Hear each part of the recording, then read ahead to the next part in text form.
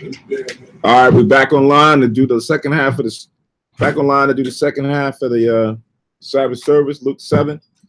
Going to read it in the Hebrew first. Luke 7 in Ibaria starts off with Wayahaya.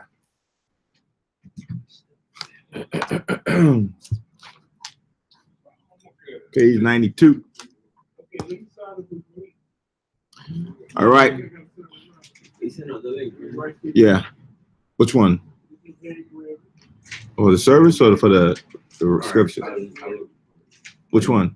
The link or the service? I mean, the scriptures or the No, I'm saying the service is online. Oh yeah. Oh, he didn't send it out yet. So this is Luke 7:1. Wayahaya Akaya Kala Wathwa Ladabar Ath Kol Dabariwa Ba'a Zanya Ha'aim Mawa Salak Maya Ba'a Al Kapar Nakawam. Verse 2. Wa'ibad La'akad Masharya Hama Wath Kala Lumwath Waha Wa'am Zakor Lawa Ma'ad. Verse 3. Waya Shamai Ath Shamai Yahawashai Waya Shalak Olyawa Maza Konya Haya Hawadyam Wa'a Salak Waya Sha'ol Ma'athwa Labawa'a Walaha Washa Yai Ath Ibadwa. So the elders ancient. That's what it's a Quanyam in. Verse 5. Salak. Finish that.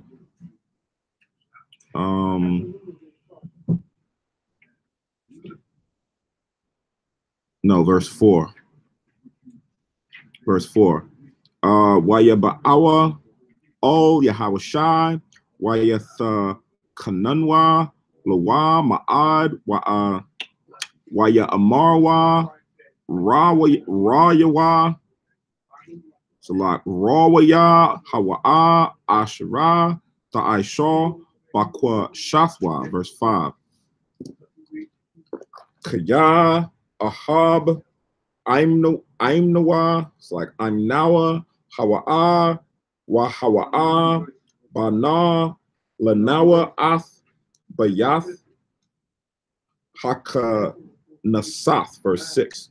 Waya Lak Atham Yahawashai Wayahaya Ka'ashra Korab O Yath Laya Shalak Ol Yawa Shar Hama'ar Io Yadya Rayawa La'amar Lawa Baya Adanya O Na Thata Rayak Ath Itazamka Kaya Ayananya Kadya Shataba Wa Batazo Kwawa Rathya. Verse 7. Waba Ibwar Za'ath Gum Ath Itazamya La'a Kashabthaya Rayawa Salak Rawaya Laba Wa'a Olyaka Ak Dabar Na Dabar Waya Rapam Na Arya. Verse 8. Kaya Gum Anakya Ayash Natha One Thakath Hashalat One Yash Thakath Yadya Anashya Tazaba Wa Amarthya Lazar Lak Waha Lak Wala Za Bawa'a Waba'a Wala I Badya Aisha Za'ath Wa Aisha. Verse 9. Waya Shamai Yahawashai Ath Dabariwa Waya Ma Alyawa Salat. Do me a favor. You hear me that bottle right there?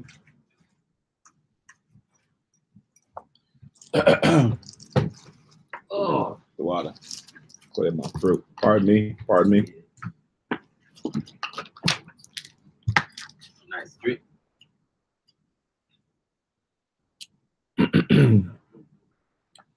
All right, so start again in verse 8. That was an 8. Kiyagum Anakya Ayash Natha one Thakath Hashalat one Yash Thakath Yadya Anashya Tazaba Wa Amarthya Lazar Lak Waha Lak Wala Za Wa'a Waba'a Wala I Badya Aisha Za'ath Wa Aisha. Verse 9. Waya Shamai Yahawashai Ath Dabaryawa Waya Ma Alyawa Waya Pun Waya Amar O Haha Mawan Ahalak Akaryawa Amar Anya Lakam Gum Baya Sha'ala La'a Mataza Thea Ama Wana Gadawala Kaza verse 10. Wayasha Wabwa Hasha La Wakyam O Habayath Waya Matazawa Ath Ha'ibad Hakala Waha Wa'a Nara Pa verse 11. Wayahaya Mama Karath Waya Lak O Ayar Washamha Nayam wa Rabium Mathala Mayadyawa Halakim Athwa Waha Mowan Aim Rab. Verse 12. Hawa'a Korab O Sha'ir Ha'ai Yar Wahana Mawataza Yayim Math Bun Yaka Yad La'amwa Salak La'amwa Wahaya'a Allah Mana Wa'aima Rabium Ma'aim Ha'ai Yar. Verse 13. Waka Rawath Atha Ha'ada one Naka Marwa Rakamyawa Alyaha Waya Amar Laha O Bakya. Verse 14. Waya Gum Waya Guy Ba'ara one Wahana Shayim Aimadwa Waya Amar Ailam Amar Anya Olyaka Kwawa Ma. Verse 15. Waya Thai Wadad Hamath Waya Ko Ladabar Waya Not Waya Nawa La Amawa. Verse 16. Watha Akaz Kalam Ra'ida Wayasha Bakwa Ath Ha'alahayim Waya Amarwa Kiyab Naba Ya Gada Wo Kwam Bakwara Bunwa Wakaya Paquad Ha'alahayim Ath Aimwa. Verse 17. Waya Tazah Hadabar Hazah Bako Yahawada Wabako Hakakar. Verse 18. Watala Mayadya Yawakanan Haga Yadwa Lawa Athko Olha. 19. Wayakwa Ra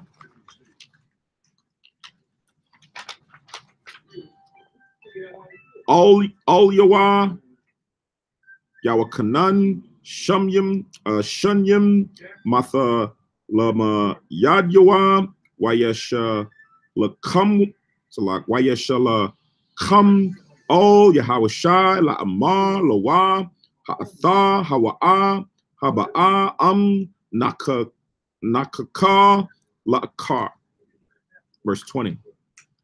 Wayaba Awa, Wayaba Awa, Olyawa, Nashim, Waya Amar, Yawa Kanan, Hama Taba Yo, Shalak Nawa, Olyaka, La Amar, Ha'atha, Hawa'a, Haba'a, Nakakar, La'akar. Verse 21. Ba'aith, Hahaya'am, Rapah, Rabiam, Makoyam, Wama Nagayam, Wama Raw, Kawath, Raiwath, Wala I Wariam, Rabiam, Nathan, Ra'awath, Ayanyam. Verse 22. Waya Ain, Yahawashai, Waya Mar, Laham, Lakwa, Waha Gayadwa, Layawa Kanan, Ath Asherah, Ra'aya Thum,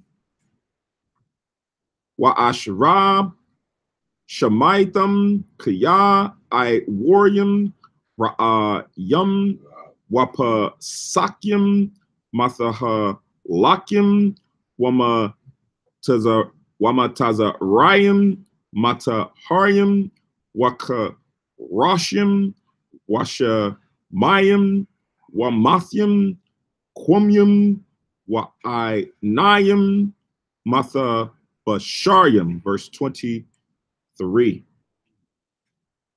So that's the blind, the lame, the lepers, the deaf, the dead, the poor. Verse 23. Waya Salak Wa'a Sharya Asherah La'a Yaka Sho Baya. Verse 24. Waya Haya Ka Asherah Halakwa Laham Shala Wakya Yawakanan Waya Ko Ladabar O Hama One Ha'aim Ayo Adwath, Yawakanan, Waya Amar, Ma Za, Yatazatham, Hama Dabar, Salak, Hama Daba Ra, Lara Awath, Hakwana, Asherah, Yana Y, Ba Roka. Verse 25.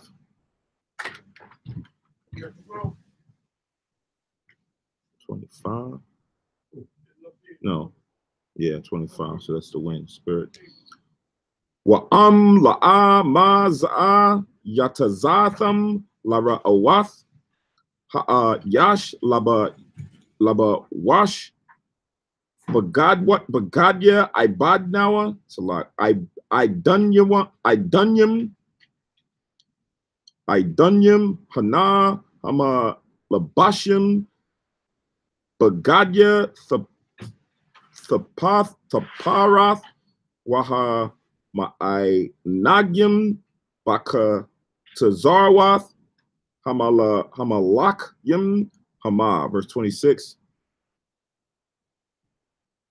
Wa'ai Tha Ma Za Yatazatham, Lara Awath, Lara Awath, Ayash, Naba Ya, Hun, Anya Amar Lakam Kaya Ap Gada Wo Hawa'a Manaba Ya.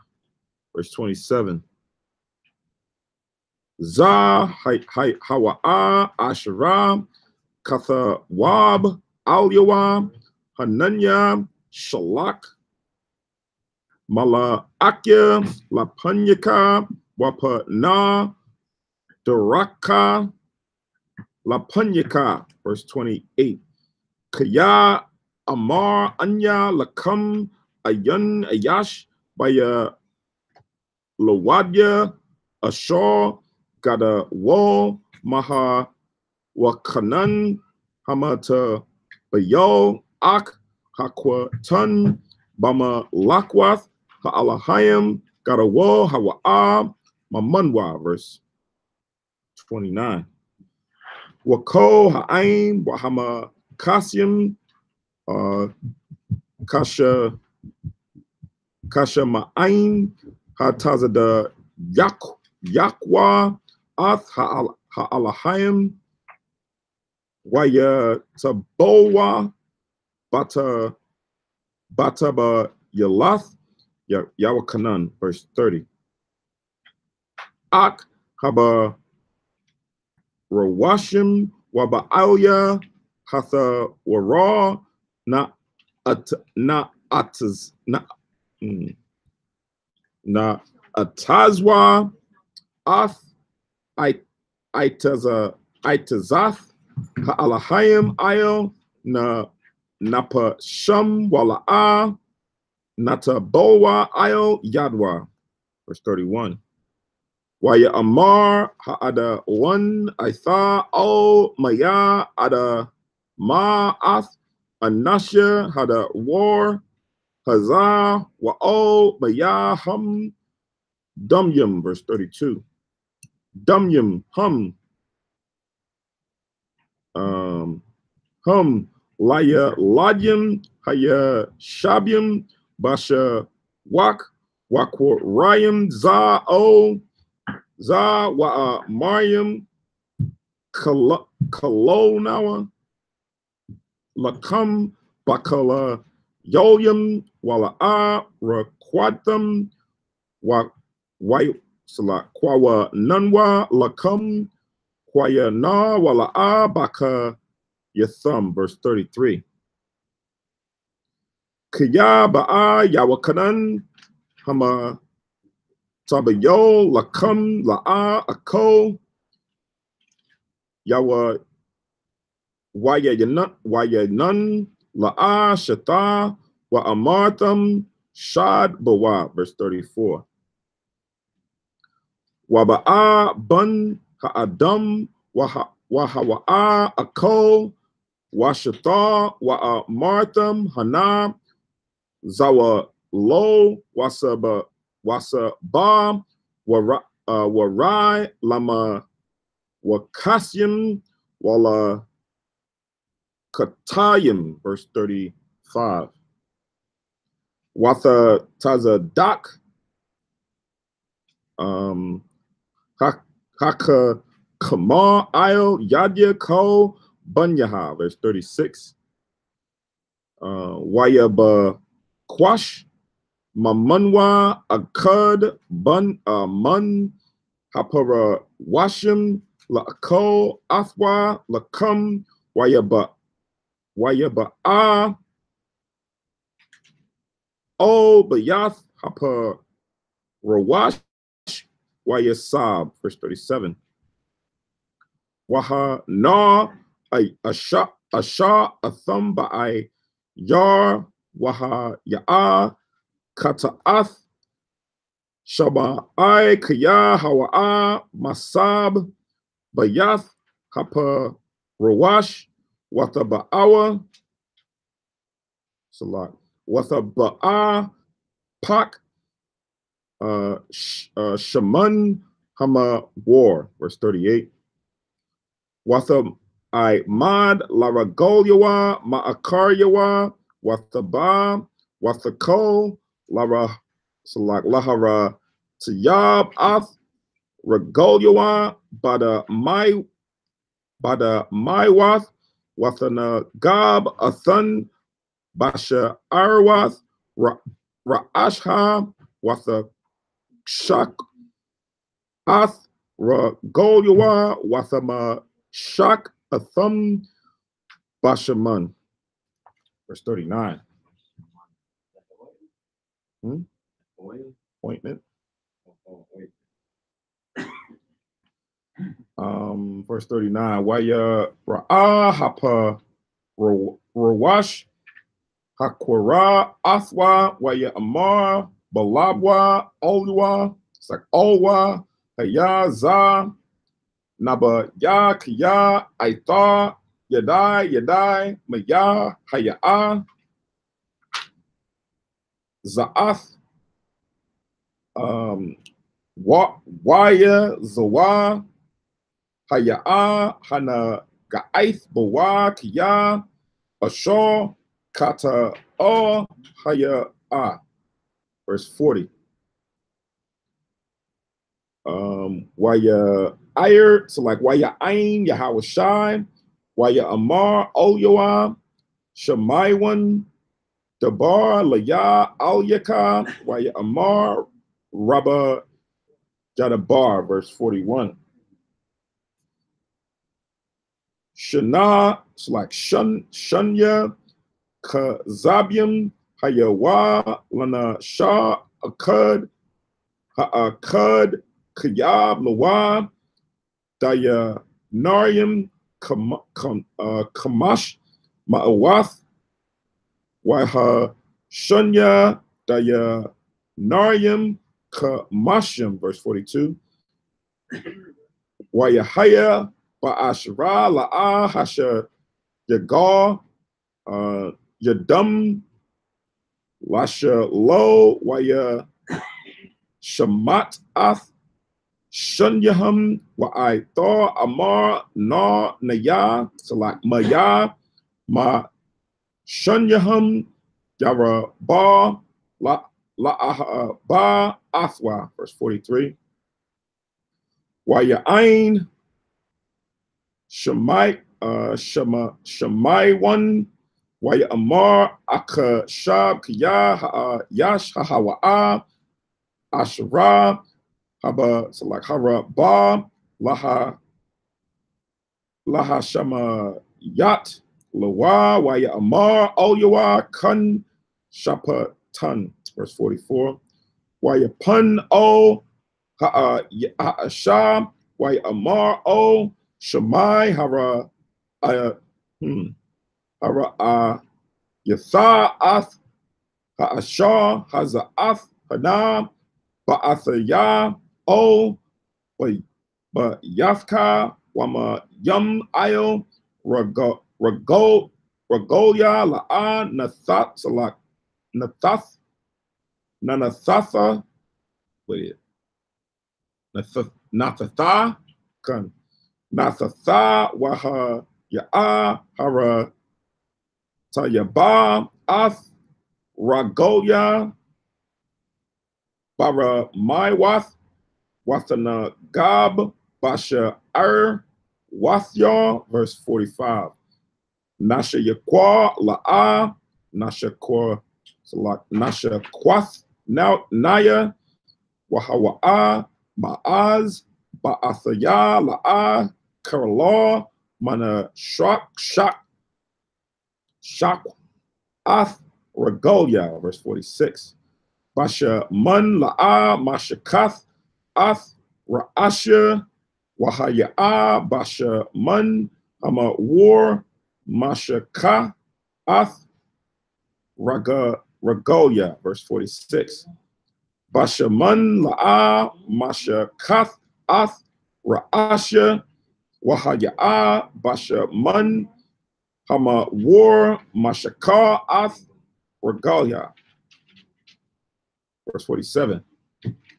Lakan, Anya, Amar, Olyaka, Nasa Lakwa, Laha, Kata Afyaha, Rabwath, Kiyah, Haraba, Ahaba, Wa'asharab, Nasa Lak, Lawa, Matai, Salak, Ma'ait, Hawa'a, Ahab, Ma'ait, verse 48. Waya Amar, Olyaha, Nasa Lakwa, Laka, Ta'ath Yaka, verse 49. Waya Kowa, Hama Sabium, Ainwa, La'amar, Balabum, Maya, Hawa'a, Za, Ashra, Gum, Yasalak, Ka, Tayim, verse 49, last verse 50, last verse, a typo, right? Verse 50. 49 to 49? Yeah, it should be 50. Verse 50. Waya Amar O Yash Ama Wanathka Wahasha Ya'aya Laka Lakya Lasha Lawum. La Shalawum. Go in peace. La shalom. Woo.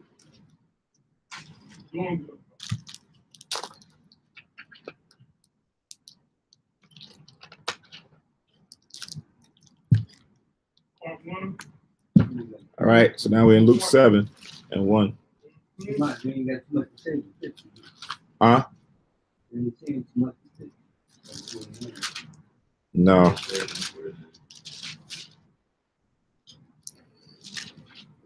All right. 7 and 1.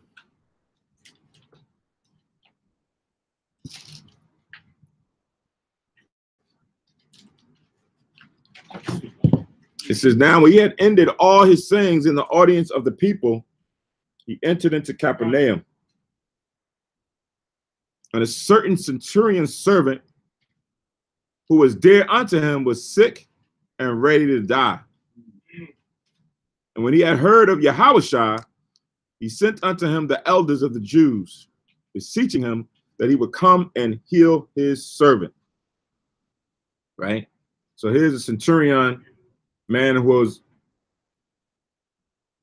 over 100 soldiers, right?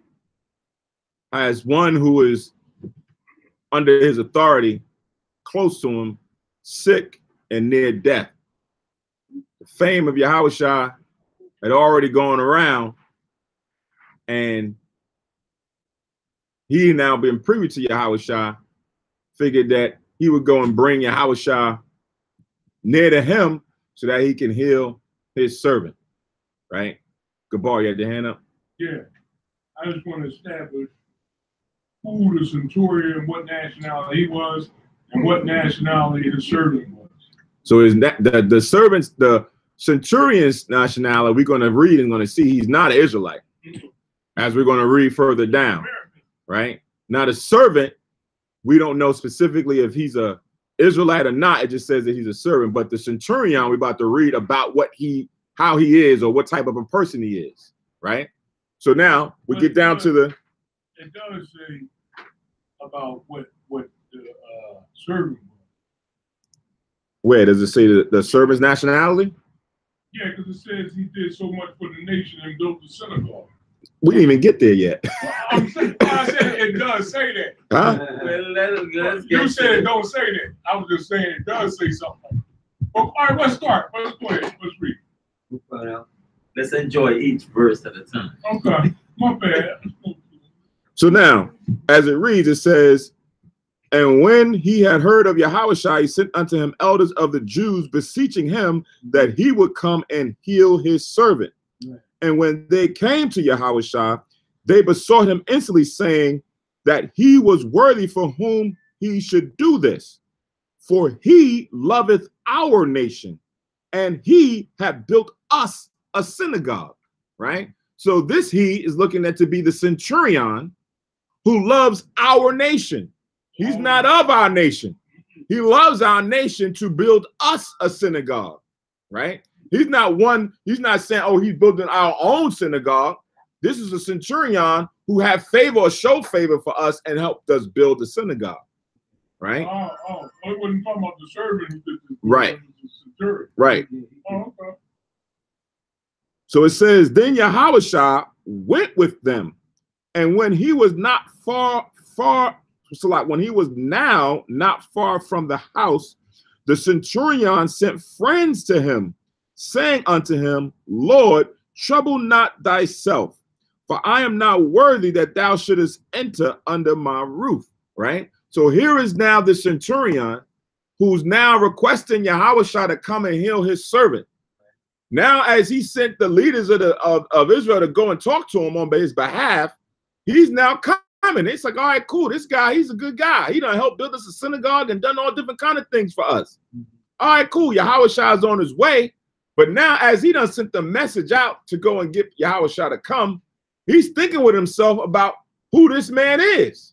And he's like, you know what? I don't even want him to come into the house. This thing is leaking. Somebody get a bucket. Oh, shoot. Oh, man. Right behind. Yeah. So it says, I'll read verse 6 again. Then Yahushua went with them. Get the mop too. Then Yahushua went with them, and when he was now far from the house, she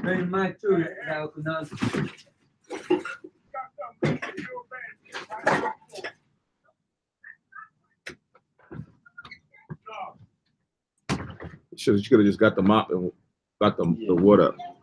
Get the mop. It says, I'm reading it again. Then Yahushua went with them, and when he was now not far from the house, the centurion sent friends to him, saying unto him, Lord, trouble not thyself, for I am not worthy that thou shouldest enter under my roof.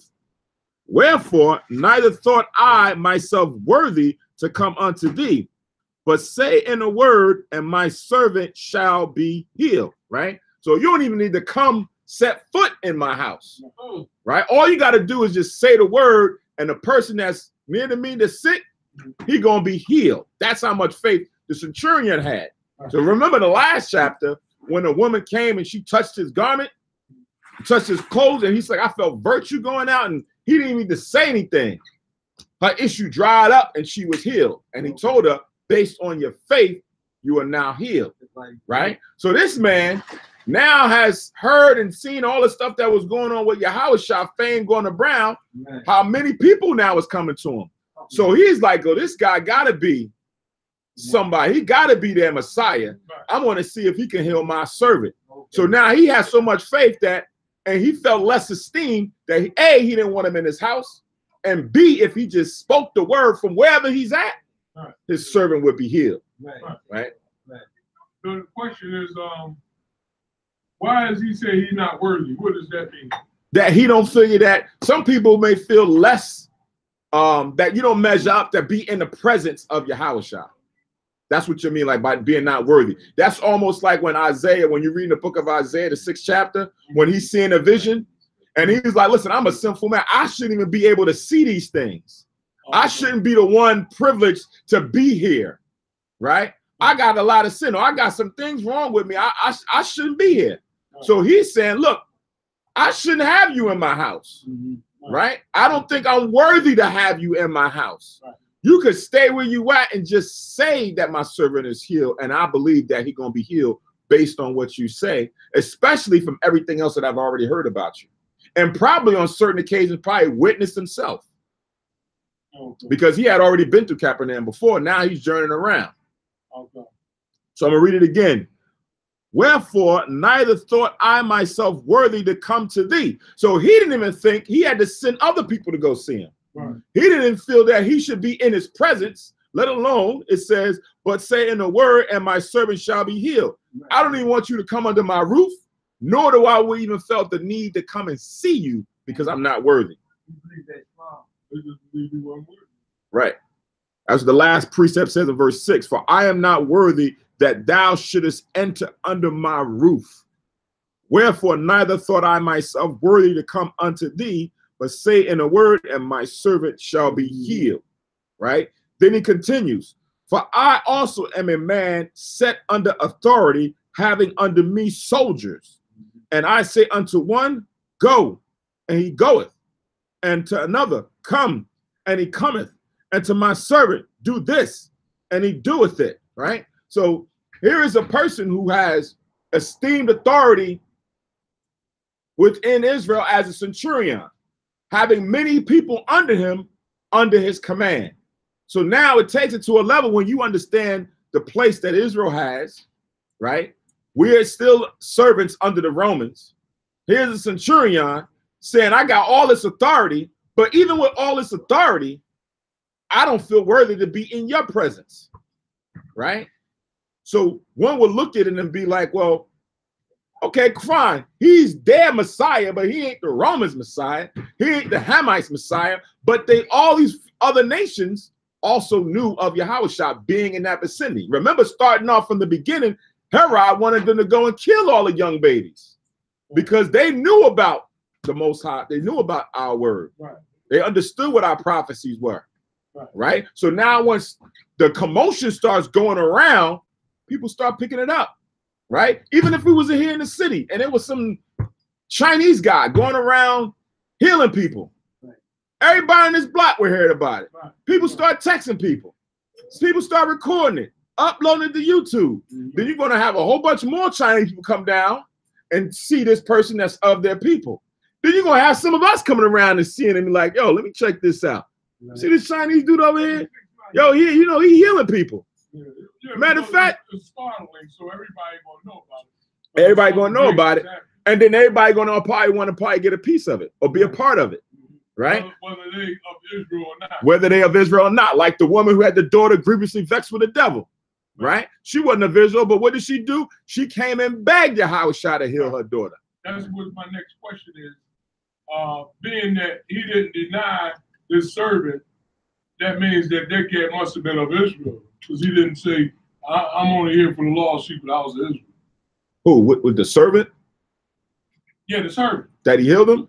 Yeah, the centurion servant. Right. He healed that guy, so therefore, since he didn't say, man, he ain't Israel, I ain't giving him no blessing.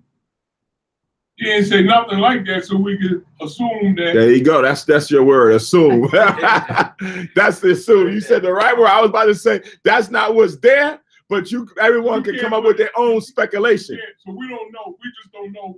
We don't know what nationality the servant was or what nationality the centurion was. We don't know neither. Well, we know that the centurion is not of our nation because it says, for he loveth our nation to go and build us a synagogue. Not loveth his nation. Right. Our nation. Our nation. Right. Okay. So this is them coming and telling the story about this person and what he has already been doing for us, which now had him come and get Yahweh to go heal his servant. The servant right now is not the focal point. Even though the servant is in the discussion, the servant is not the person that's being focused on. The person that's being focused on is the centurion. Same thing as the woman whose daughter was grievously vexed with a devil. It wasn't the daughter that was the focus, it was the mother. Because I don't know, that woman could have slept with an Israelite.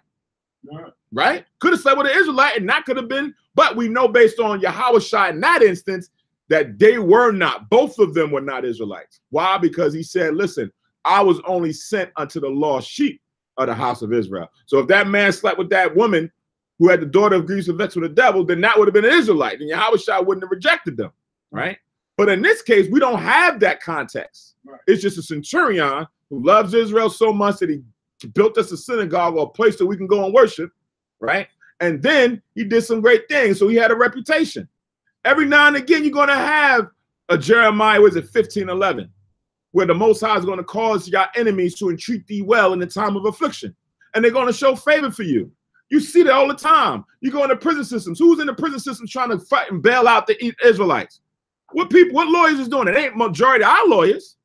It's them white Edomite lawyers that's out there doing that. And they in there, but got them out of jail. When you see these men come out of jail, look and see who's beside them as their attorneys getting them out of jail. Pro bono. Yes, pro bono. They ain't got no money. They in jail for 40-some years. Where they get money from? 30-some years. They ain't got no money. They let the brother out last year. They let him out with a damn nickel. No bus ticket, no nothing. Was he guilty? No. A lot of these things, every other month, every other week, you find a brother coming out of prison, found out. They just did another one yesterday. They said, oh, yeah, they went and got the fingerprint or something. 30-some years. He ain't do it. And he walk out. Correcting what was done wrong, though. It ain't that they love him that much. They just correcting what was done wrong. Exactly. But my point is, they correcting what was done wrong to whom? Us. It's a whole bunch of us back in the 50s and the 40s and the 60s that was wrongfully convicted. Right. A whole lot of us in there. But my point is, when I seen the documentary, that you got these lawyers that are going there and start looking, and you got people who's sitting in jail for a year, not even because they did something wrong. It's just that they didn't even get their court case heard yet. Right. Yeah, got the money to bail yeah, their court case, they just keep deferring their court case. And you're like, what are you in here for? Because my doggone parking ticket. Parking ticket? How long you been in here for? I've been here for 14 months waiting for my thing. They ain't calling me up. Oh, man, this is crazy. Let's get to this. So you say to yourself, okay, this person is going out of his way. And then you get out and you say, yo, I ain't got no money. Like I seen years ago. Brother came out, he ain't had no money. And that person went and fought for the doggone court to pay him his money. He's supposed to get a certain amount of money every year you sat in jail. Right? The allotted minimum wage. If it's $40,000 a year, they say minimum wages or $30,000.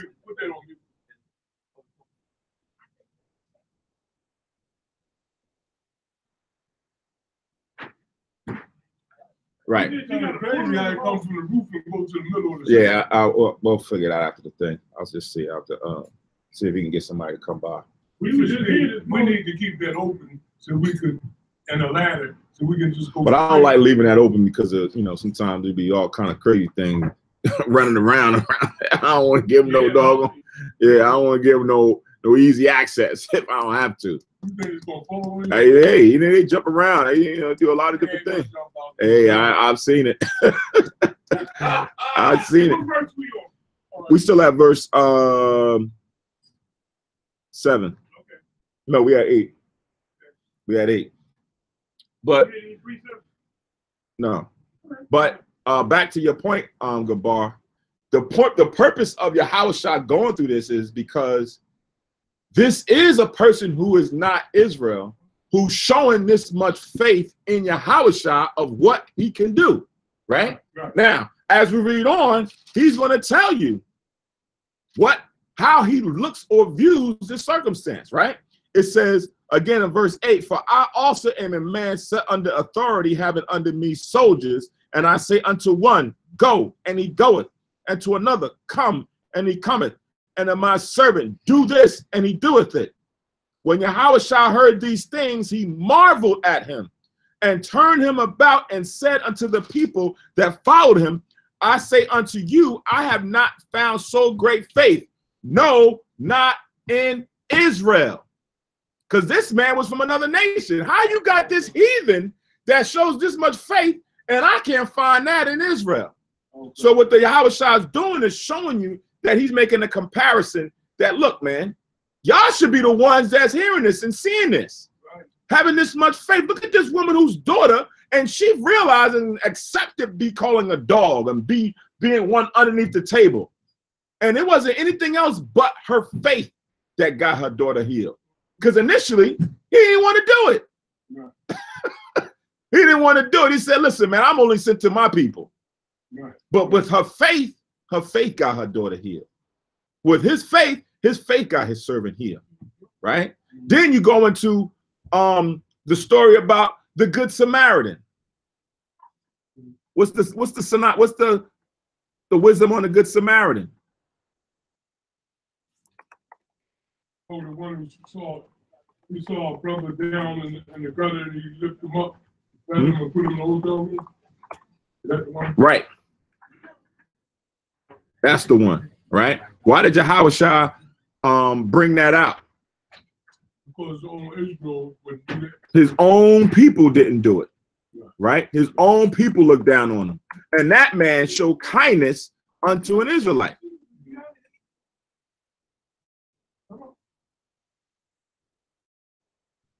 What is that? I think that's coming up.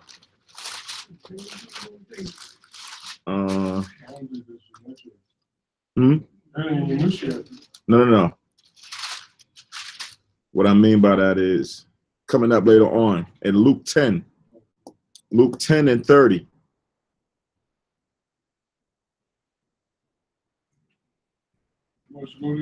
Right.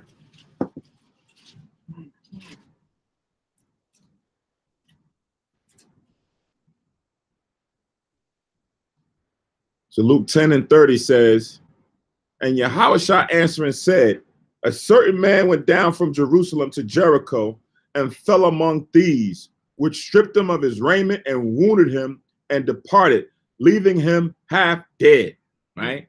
Went into the wrong area and got caught up, right? Robbed him, beat him bad, left him, he was half dead, right?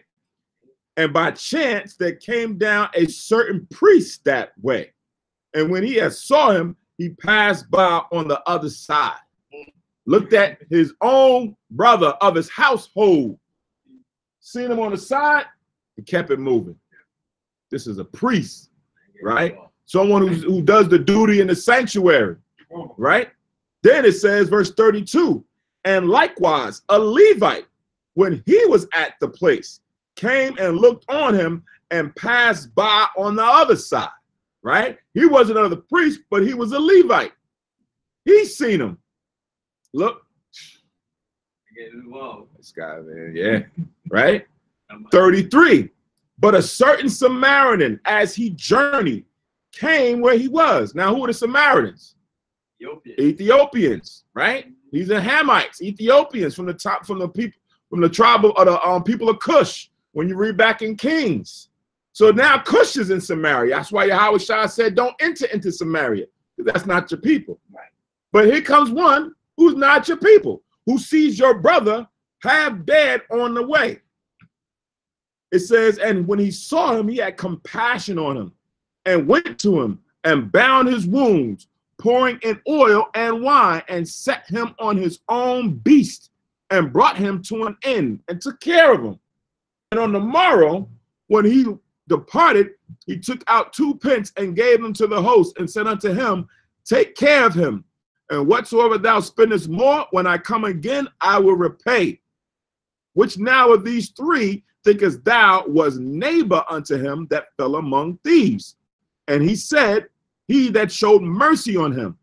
Then said Yahushua unto him, go and do likewise. Likewise is who? This heathen, who had compassion upon an Israelite. So now it's to say, that whole storyline is to expose Israel. We don't do for our own. We don't have compassion on our own. That's what you'll see. You'll see Esau go out there and help out somebody and stop and do this, but we won't. We'll pull out a phone and video them. We'll make fun of them. We'll do all these things, but we ain't going to go help them out. So now when you see it, what happens is when you see it, people are going to look and say, see, y'all always talking about he the devil, he this, he that. But look what he just did. Look what they just did. You ain't do it, right? So now Yahushua is exposing that. They say, look, what do you think is the good one here? What do you think? Look at his faith. He ain't of my people, and he out here having faith. He don't even think he should stand before me. Y'all standing before me, cursing me out. Y'all standing before me, condemning me.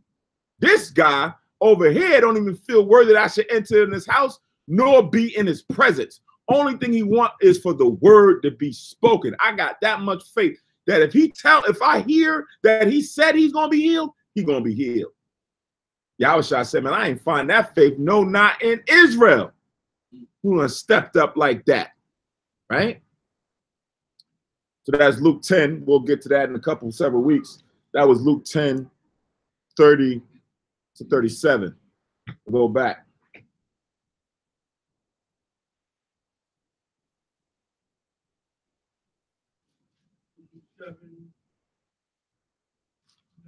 So Luke 7, where we at? 9, Kun.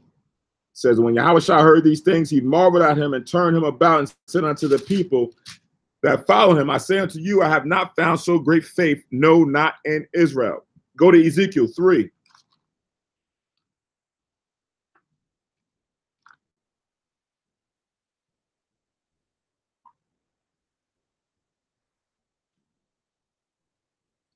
Ezekiel 3 and 4.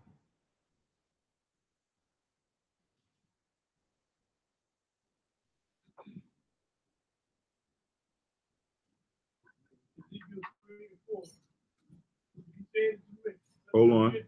Yeah, let everybody get there.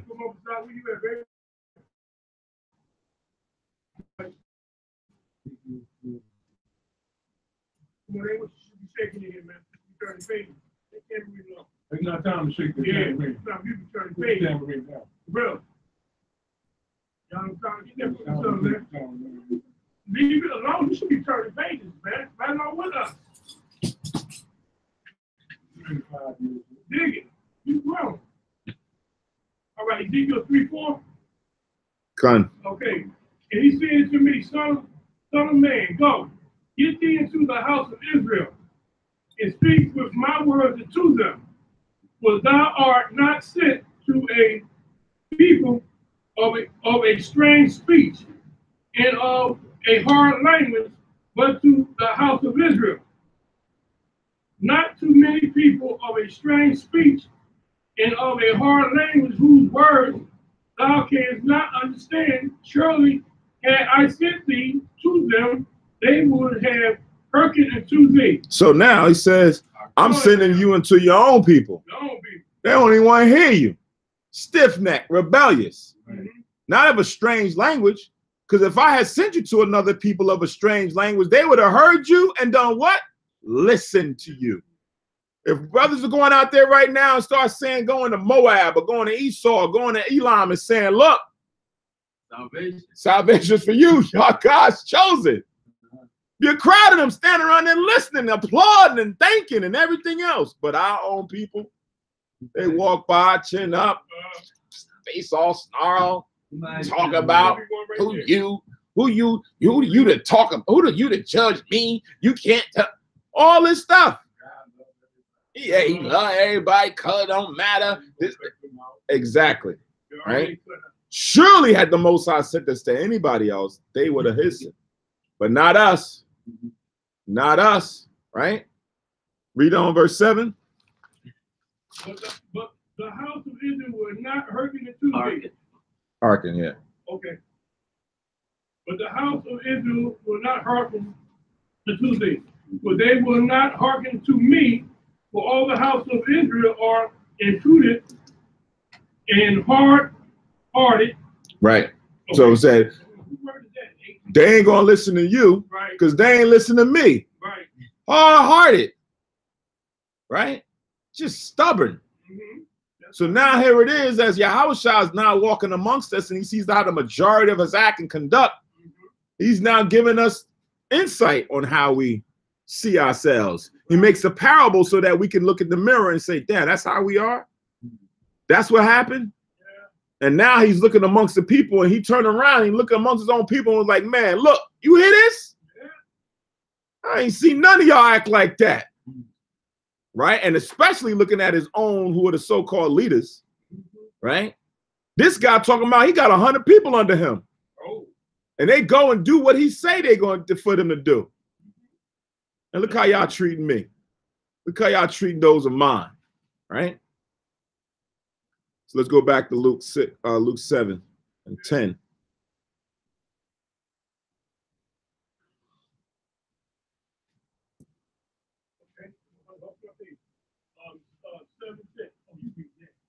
Come. I don't know, man. I'm gonna start. Let me read something. That's good. We're all in tune. Yeah, right. It says, and they that were sent returning to the house found the servant whole that had been sick. Right.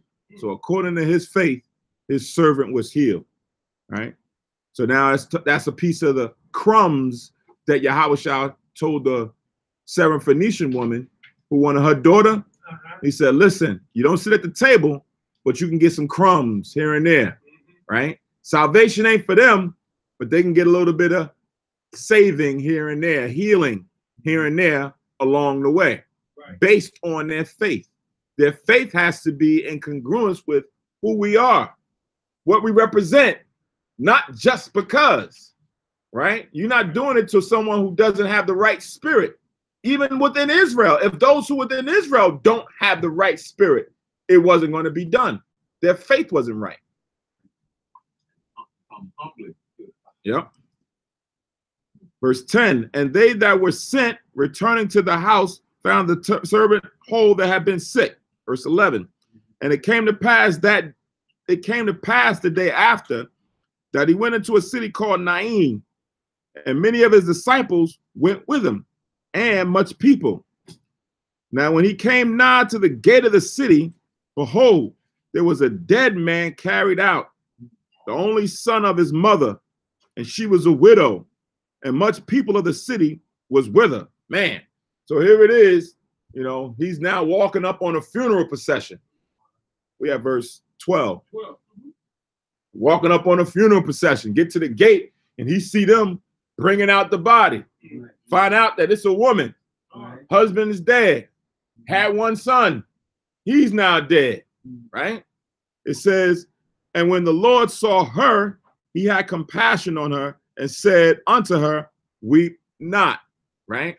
Which is a hard saying because you're a mother and this is your only son. It's like, look, I'm about to go bury my only child. Right? So of course she's crying. Of course she's emotional. Of course she's mourning. But Yahushua said, don't cry. Don't worry about it. Of course, Yahushua. Oh, this is Yahushua, right? Verse 14, and he came and touched the bier, and they that bare him stood still, and he said, young man, I say unto thee, arise. Right? So now after Yahushua finished, you know, trying to deal with her, he walk over to the bier. Anybody know what the bier is? I'm reading it now. I got the definition right here. All right. Give it to us. A movable frame for a coffin. There you go. That's that metal thing they push? Yeah. Yeah. Okay. All right. Yep. No, I said to also is a dead body, so you become unclean. Mm-hmm. That was Like a Jesus. dead body for 7 days. Right. 7 days. You No, know? hold on, that was Jesus. Yes, I the know, body- but I'm saying no. Oh, I'm okay. Once the body's alive, you clean again. No, but Hush, man. He gonna get no thing. Right. yeah, definitely. Everybody Definitely. clean. Is that Everybody true? became clean instantly, but it's just right. Is that true? Right. Yeah, but What's that? Why did say when he bring it back alive, he cleaned that? Everybody clean. Yeah. It was all Dirty. unclean for 7 days because they had a dead body. But once Jesus touched them, they're not unclean no more either because he brought the dead body back to life. Right. So Is that true?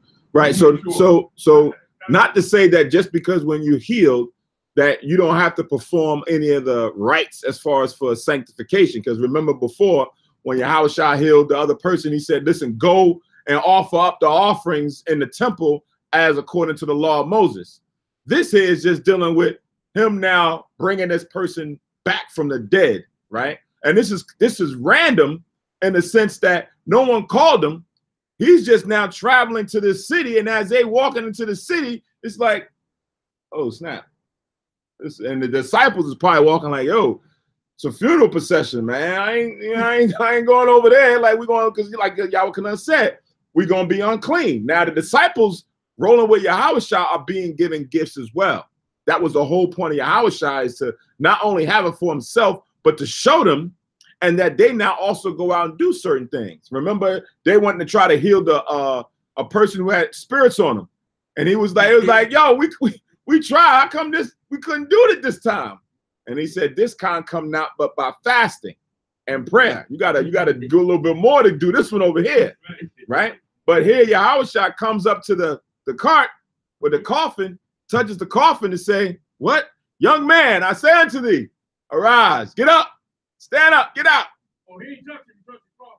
Yeah, it says, and he came and touched the bar, Okay. and they that bare him stood still. So now they're moving, and he put his hand on it, like to say, hold on. Now they that was pushing it, they stopped, They go. right? So they're like, what's this? So then he like, yo, come out, stand up. It's like, wait, what? This is the second one he done raised up. Yeah. And this is public. Huh? This is witness. Yeah, this is in the open, right? Because he's at the gate of the city. He's at the gate of the city. It says, verse 15. Yeah. Wow. And he that was dead sat up and began to speak, and he delivered him to his mother, right? So they took him out the thing. He came down. He started talking like, yo, I'm back alive. Barakatha Yahweh, everything, right? And then he's like, woman, receive your son, right? So now, of course, all that are there, are watching, and now it's like, yo, wait a minute, right? They probably been mourning for a couple days already about the boy. Now they done said, listen, he done died, prepared the whole service of where they was going to go bury him, and now here it is. He's now being brought back to life. Here's the question. When the Africans died back in the day, they took all this out of them, right? The who? When the Africans died back in the day, You mean like the Egyptians? Egyptians, Like when they embalmed them? Yeah. Yeah. So back then, this time they didn't do that, You had like certain people, like because when we came out of Egypt, like Joseph, he was embalmed.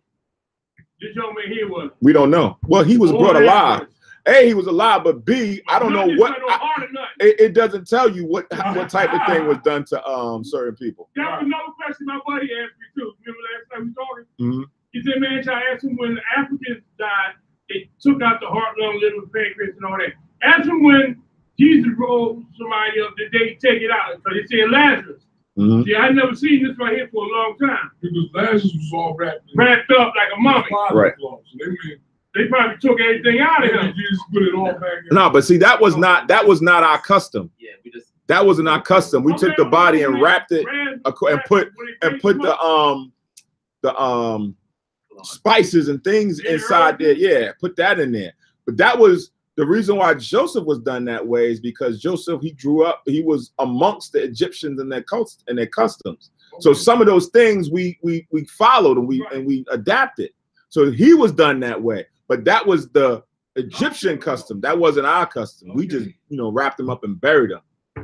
We don't know about Lazarus or this young man yet. No, it don't say. We don't want to assume that, oh, this was done and that, and then we just go based on custom. That's what we did. We wrapped them up and we buried them in the tomb. We buried them in the ground. We buried them in a sepulcher somewhere. Because that in a sense is like, then if you take his organs out, like, what are you gonna do with it? Yeah.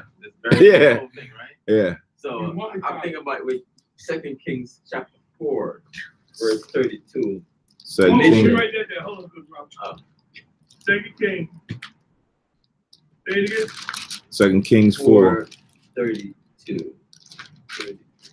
All right. Then we go verse 15. So we just did 15. Go ahead, brother. I like when you read things. No, I say, this is a miracle that Elisha did. Mm-hmm. I was going to read quickly. 2 Kings 4:32. And when Elisha was come into the house, behold, the child was dead and laid upon his bed. Verse 33. He went in therefore and shut the door upon them twain and prayed unto the Lord. Verse 34.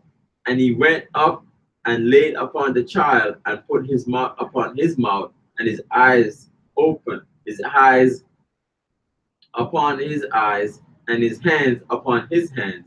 And he stretched himself upon the child, and the flesh of the child waxed warm. Meaning now the blood and everything started circulating again in his body, right? Like it was cold and stopped. That's when people die, they say, oh man, he feels cold to the touch, right? But now when this happened, the flesh of the child waxed warm. Everything came back to life and he started pumping blood and everything again. Yeah, verse 35. Then he returned and walked in the house to and fro, and went up and stretched himself upon him. And the child sneezed 7 times, and the child opened his eyes. So this wasn't the first time that somebody was taken or healed from the dead.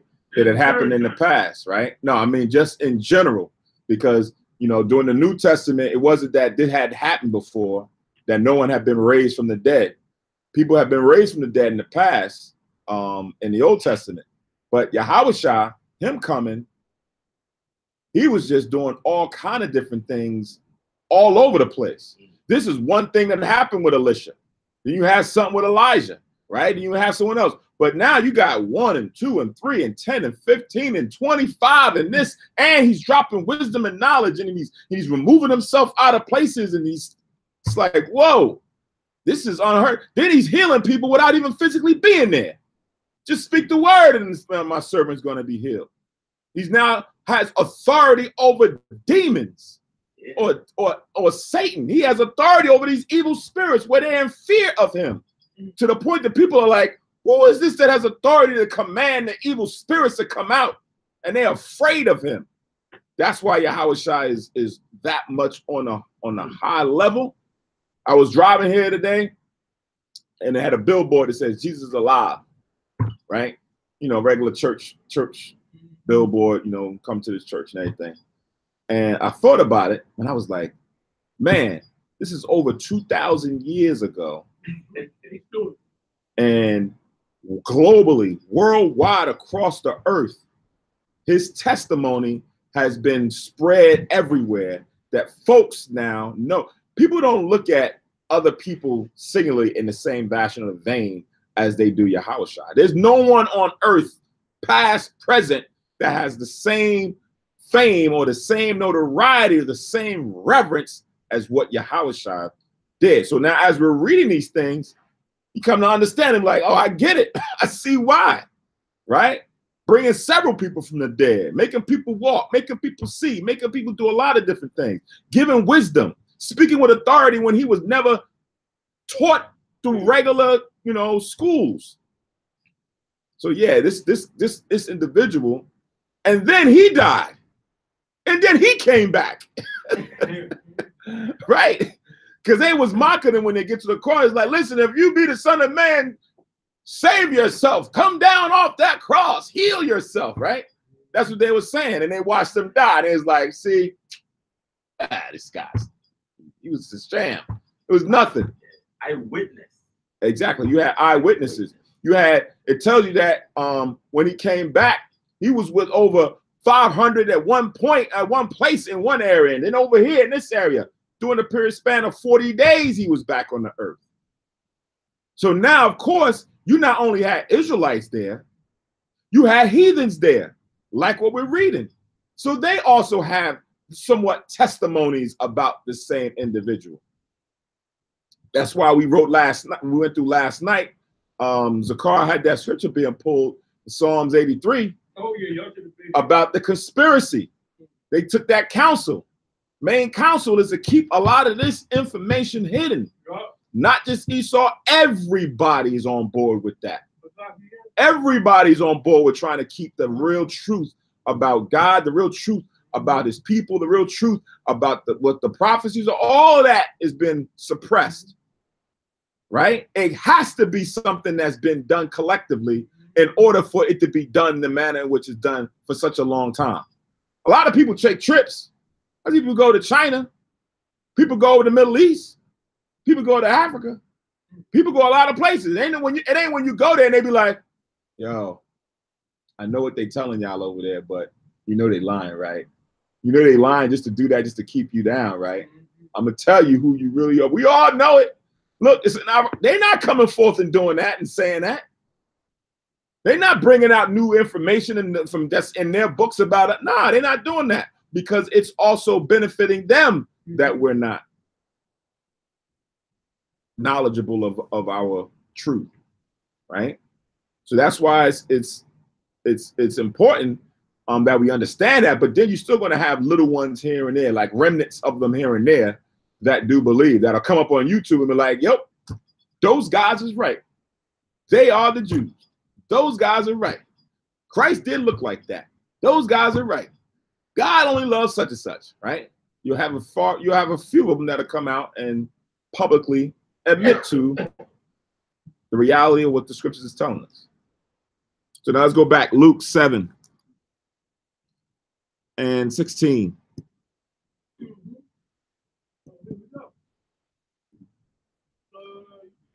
It says, and there came a fear on all, and they glorified Yahweh, saying that a great prophet is risen up among us, and that God have visited his people, right?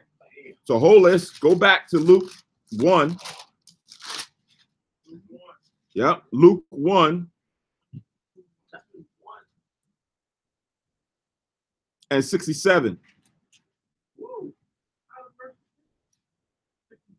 Right, this links because it says here that that a great prophet is risen up among us, and that God have visited his people. So in Luke 1:67, it says, and his father Zacharias was filled with the Holy Ghost and prophesied, saying, blessed be the Lord power of Israel, for he hath visited and redeemed his people, and have raised up an horn of salvation for us in the house of his servant David. Right? I'm gonna stop there. You can read, we read all the way further before, but I'm gonna stop there. Right. So now here it is, it's being confirmed in a lot of people's spirits at that moment. Right? That's what we're reading. It says a lot of fear fell on everybody of what they're witnessing, because this is that time, this is that moment that we now, the reckoning is here, that one is here. Then it says a great prophet is risen up, not a regular prophet, a great prophet, and the Most High have visited his people with this man right here. Right? So now this is also the fulfillment of what even John the Baptist was prophesying about in the spirit several years, many years prior to when he started doing his ministry, meaning Yahushua.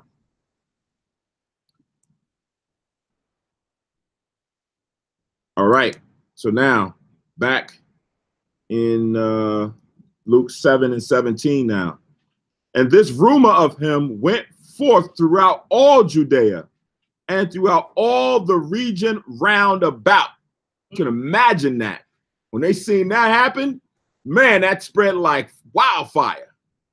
This guy just came in. This lady's son died, and that we was on our way to the burial, and he healed this man. He done stood up and he went back in town. He alive now. I can't. But listen, it was about 800 us out there. We all seen it. It was in the city. Everybody talking about it, right? Now it just didn't stay there. It went through Judea and then all the regions round about, right? Got up to Samaria, everywhere else that they hear about this thing. Verse 18. I witnessed. Right. And the disciples of John showed him of all these things. So now when this is going on, John's disciples are standing by looking at this or hearing about this. And they come back to John to tell John what happened. And John, calling unto him 2 of his disciples, sent them to Yahushua, saying, Art thou he that should come, or we look for another? When John was in prison. John is in prison, right? So John was supposed to be what? The forerunner for Yahushua, right? That was the prophecy. Yahushua is about to bring it out a little bit later. But now John is in prison, right? For standing up for the truth, righteousness. So now here it is. His disciples come to him in prison saying, look, we hearing all this great stuff that Christ's doing. But he in prison. So now he has to feel away like, yo, if he healing people, bringing them from the dead and giving sight to the blind and doing all this other stuff, what am I doing here in prison? Like, what's going on? Wait, is he really the one? So now he, like we talked about a while ago, he's now going through his own doubts. Because remember, all of these men are not perfect. Peter ain't perfect. John ain't perfect. They all not without fault. They all not without some form of test. The only one who was perfect was Yahushua. So we sit back and think like, hold on, John, what was John perfect? Did not John also have to go through some form of temptation or try to figure out his faith? Yes. All of them do. Are you saying John was in prison because he did something wrong? No. We know. I said we know what John was. Why John was in prison? I just said John was in prison because he spoke out against what you call yeah, spoke about him taking his brother's wife. Right. And then now they said, okay, we're gonna go abduct him. And then they had the little thing that played out later on, where the man said, okay, what do you want? And he gave him his daughter. That say the daughter can right. But while he's in jail, he's hearing all these great things that Yahushua is doing. So now if a man is just saying, hey, heal my son, and you ain't got to come here and it should happen, man, you can get me out of this predicament. Right. You can help me out, right? I'm the forerunner. I know that that's my position. And this happened after he baptized you. What we reading here? Yeah. Yeah. Go to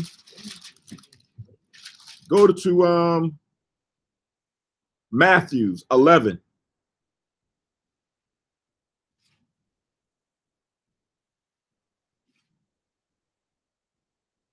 Matthew 11 and 1.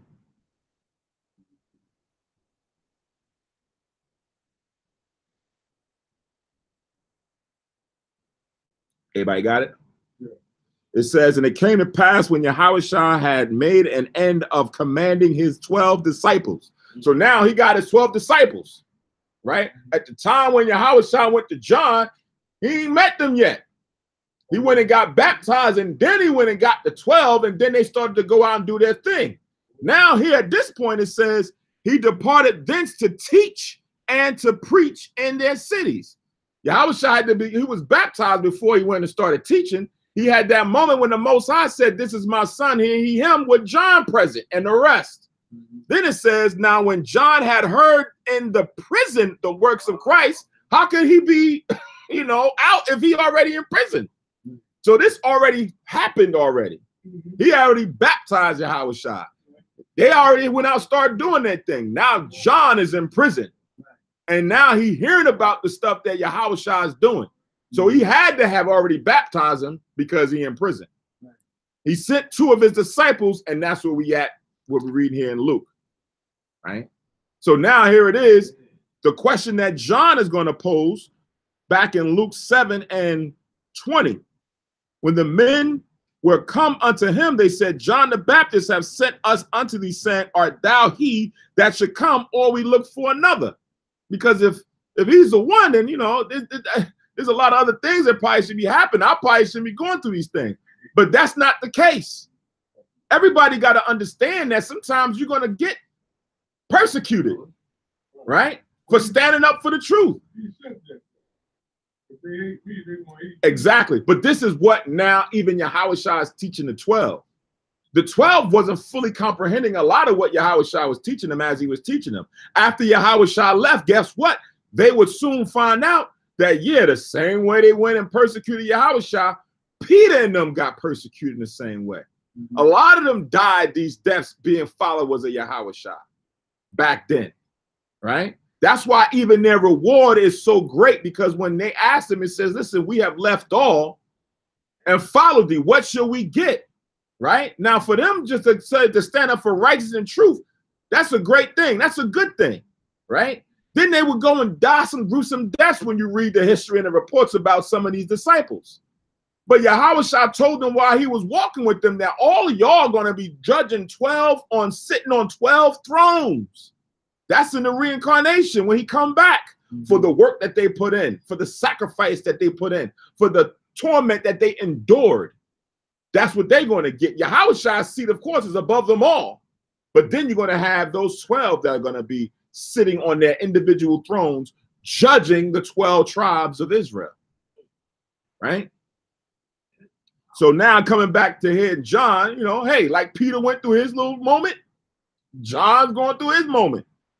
Verse 21, and in that same hour he cured many of their infirmities and plagues and of evil spirits. And unto many that were blind he gave sight, back in Luke 7:21. I'm going to read it again. And in that same hour he cured many of their infirmities and plagues and of evil spirits. And unto many that were blind he gave sight. So while they questioning and trying to figure out, he's still healing all these people. He's still doing all this stuff. The work didn't stop. Right? Verse 22, then Yahushua answering said unto them, go your way and tell John what things ye have seen and heard. How that the blind see and the lame walk, the lepers are cleansed, the deaf hear, and the dead are raised. To the poor the gospel is preached, and blessed is he whosoever shall not be offended in me. Right? So now that last piece, because what Yahushua is bringing is a lot of goodness and truth, but there's also some trials and tribulations that come with it, right? Hold that, go to Peter's. First.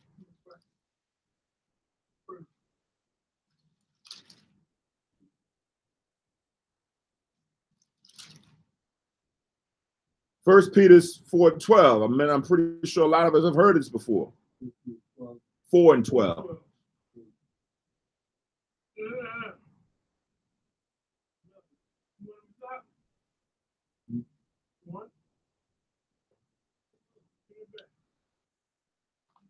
Faki, you gonna read it?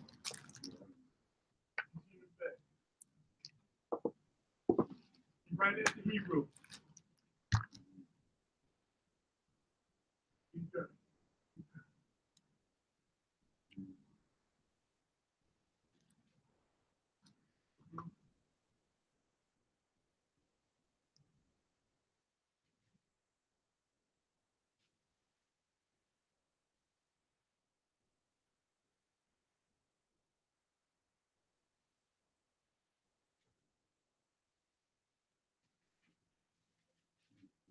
First Peter 4:12.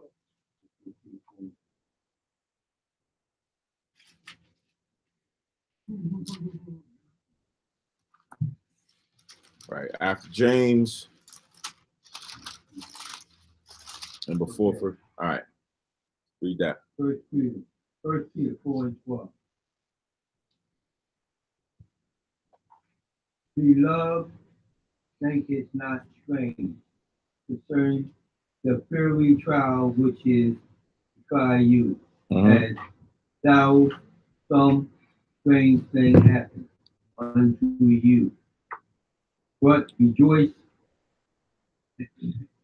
as much as ye partake of Christ's suffering, that when his glory shall be revealed, ye may be glad also with exceeding joy. Right. So don't think that what you're going through is kind of like out of this world. Like, why am I going through this?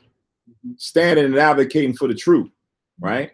He's hearing all this goodness that's going on the outside, of all this greatness that's people coming from the dead. Imagine you sitting in prison, you hearing the person that you now baptized, and now he's a forerunner, and he bringing people from the dead. You're like, hey, y'all do me a favor. Y'all go ask him if either one. Maybe he forgot about me in here. Maybe he forgot about me in here, right? And then what happened? Yahushua heard it and was like, I'm going to go out there and continue doing the work. I'm going to still continue to do what I'm doing. All right? Y'all see what?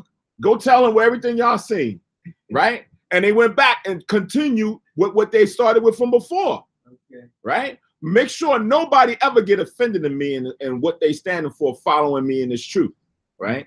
Don't ever look to say that, oh man, I'm going through this because of that. Like, why am I going through this? This is crazy. This shouldn't be happening to me, right? Nah, don't think that way.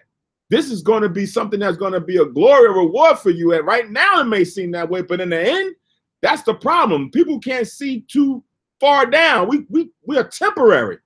We're short term. Everybody is taught to be short-sighted, in for the now, in for the day. Whereas everybody else, all other nations, guess what they do? They plan for the long haul. They plan for the long game.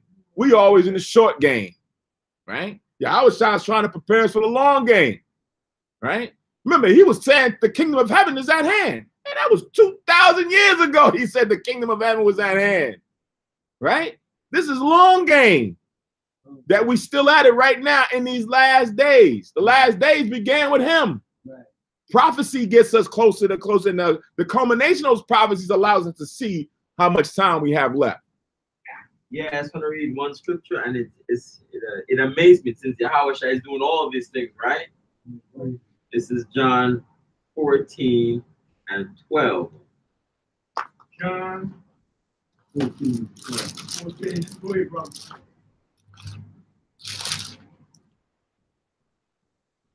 John 14 and 12.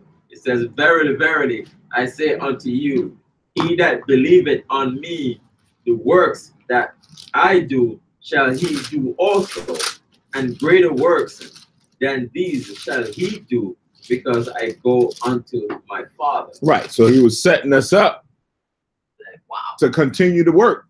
Right. We look at it and say all this stuff the Yahushua did, but you know, he was one that did a lot. But throughout the generations and continuing on, you got all these Israelites. Remember, we're supposed to build up 144. Right. They now also going to be out there doing work.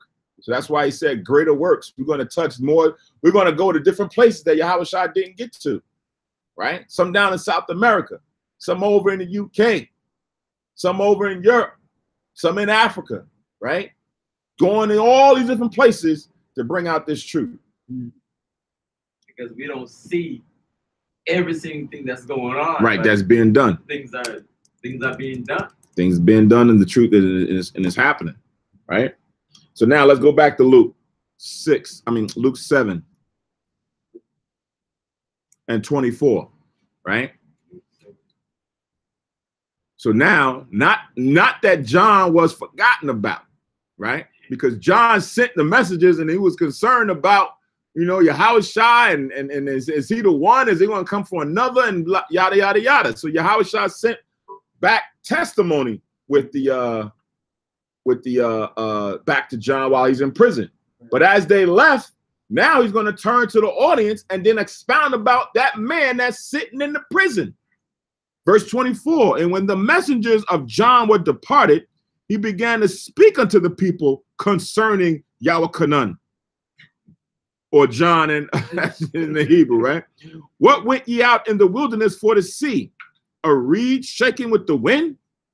But what went ye out for to see? A man clothed in soft raiment? Behold, they which are gorgeously apparelled and live delicately are in king's courts. But what went ye out to see? A prophet? Yeah, I say unto you, much more than a prophet, right? So now when you look at the figure of the man John, what were you expecting to see? What type of person was he supposed to be, right? Was he supposed to be someone in nice clothes, decked out, right? Is that what y'all wanted when it was talking about, hey, I'm going to send you Elijah before the great and coming day, before, oh, he going to come glorious. So when we see him, everybody going to know that that's Elijah. Is that what you was expecting? To see somebody on this extreme or to see somebody on that extreme, right? He says, look, you want to go see a prophet like someone from the past? I'm going to say he's much more than a prophet that you would expect.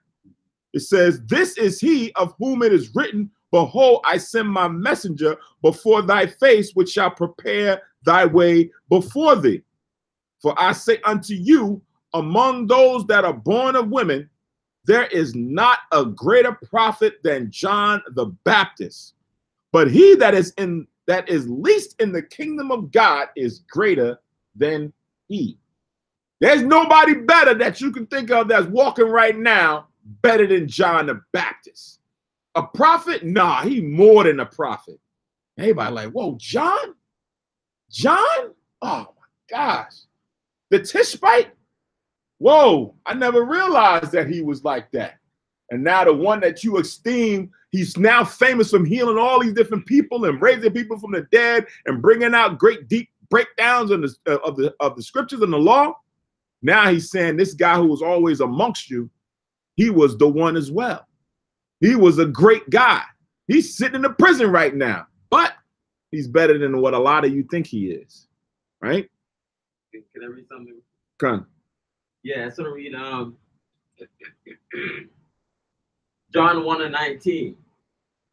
And this is the record of John when the Jews sent priests and Levites from Jerusalem to ask him, who art thou? And he confessed and denied not, but confessed, I am not the Christ. Verse 21, and they asked him, what then? Art thou Elias? And he said, I am not. Art thou that prophet? And he answered, no. It says, then said they unto him, who art thou? That we may give an answer to them that sent us. What sayest thou of thyself? Verse 23, he said, I am the voice of one crying in the wilderness, make straight the way of the Lord. I said, the prophet Isaiah. Yes. So I'm saying, like when Yahweh say he's, when you go out to sea, you're going to see a man in, fancy clothing, so raiment and so on and so forth. So, or birds that are, he said those people live in king's courts. Right. So I'm, referring back to about, John the Baptist. When they were questioning, but now he's saying who John is now. Right. Yeah. Remember in Matthew, they said John came with camel's hair, leather and girdle, eating locusts and honey. Right. He wasn't one who was fashionable that you would see be sitting at a fancy table, eating the best of meats and everything else, drinking the finest of wines. Right. He came as a normal average person, but the things that he did for those that believed on him in his baptism, they thought that he was the Messiah. Are you that Messiah? Are you that prophet? Are you Elijah? Because his works was great, right? So they began to question him. So now here's Yahushua reaffirming that this man was great, is great, right? So just don't think because he's sitting in there that he was of a small, purpose. But now it's not even really meant for the people that believed on John the Baptist. It's mainly for those who did not believe, such as the Pharisees, the Sadducees, the chief priests, and the scribes. Because now the Old Testament spoke of Elias or Elijah coming back.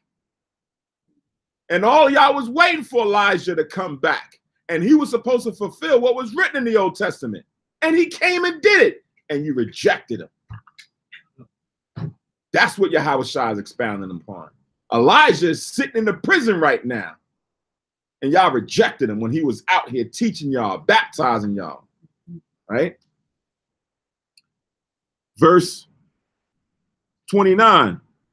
And all the people that heard him and the publicans justified God, being baptized with the baptism of John. So those that was there, they said, oh, Barakatah Yahweh, Yahweh Shai. Why? Because now they're hearing it from Yahweh Shai that John the Baptist is Elijah. Before the 12 got it from Yahweh Shai when they questioned, wait, I thought they said first Elijah might come. Now he's exposing it to everybody that he was the one that's supposed to come. And now they're doing what? Glorify Yahweh and then being happy that what? Oh, I was one of the people that got baptized by John. I did. You was there. Yeah, I was there. Shoot, I believed in it. I knew he was the one. I knew too. I mean, but you see them over there, ain't believing. They ain't, no, not them. We did. Now you feel good about yourself because it takes a spiritual eye to start believing on the actions of an individual if he's a man of God. And they're saying, yeah, I'm good, right?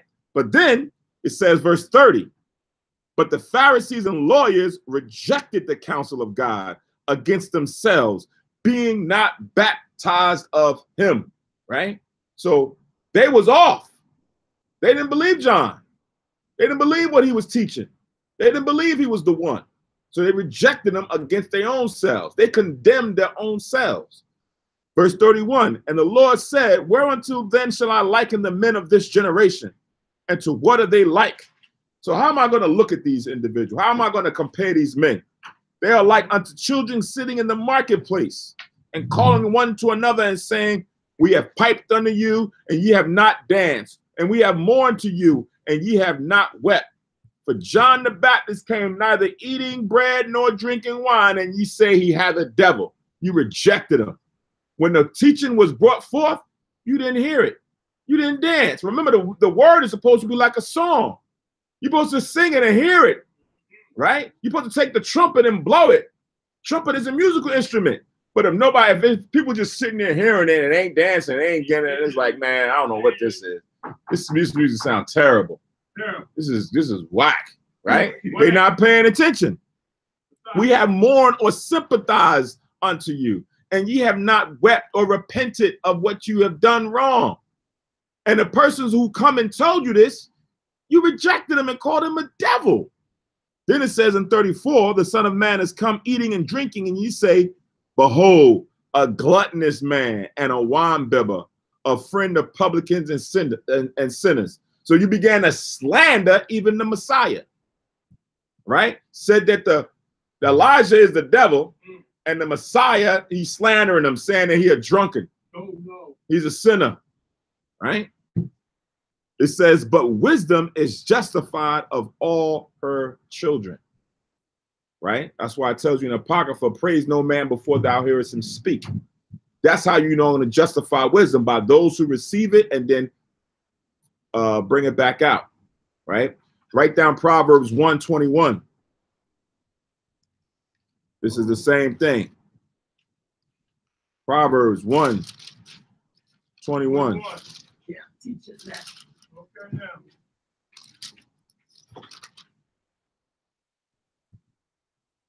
This is the same thing, just told in a different manner. She cried. Come on, man. What's up the table? Move that close to that TV. Yeah. Bring back now. Where your book at?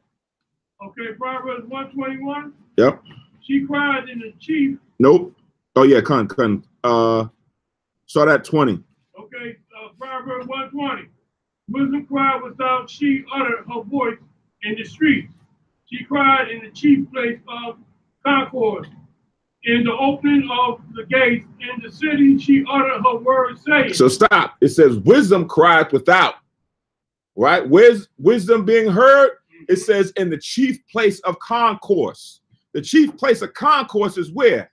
In the marketplace, where people come in and buying and selling and gathering and go here and here in the bustle, right? So it's the same thing that we just read in Luke, where he said, I'm going to liken this generation to the children that in a marketplace, but saying we have piped and you have not danced. We have mourned and you have not wept. So now here it is doing the Proverbs It's saying the same thing. Wisdom is crying out in the chief place of concourse, uttering her voice in the streets. Right? Read. 22. How long, ye simple ones, will ye sympathy? Simple ones, will you love simplicity?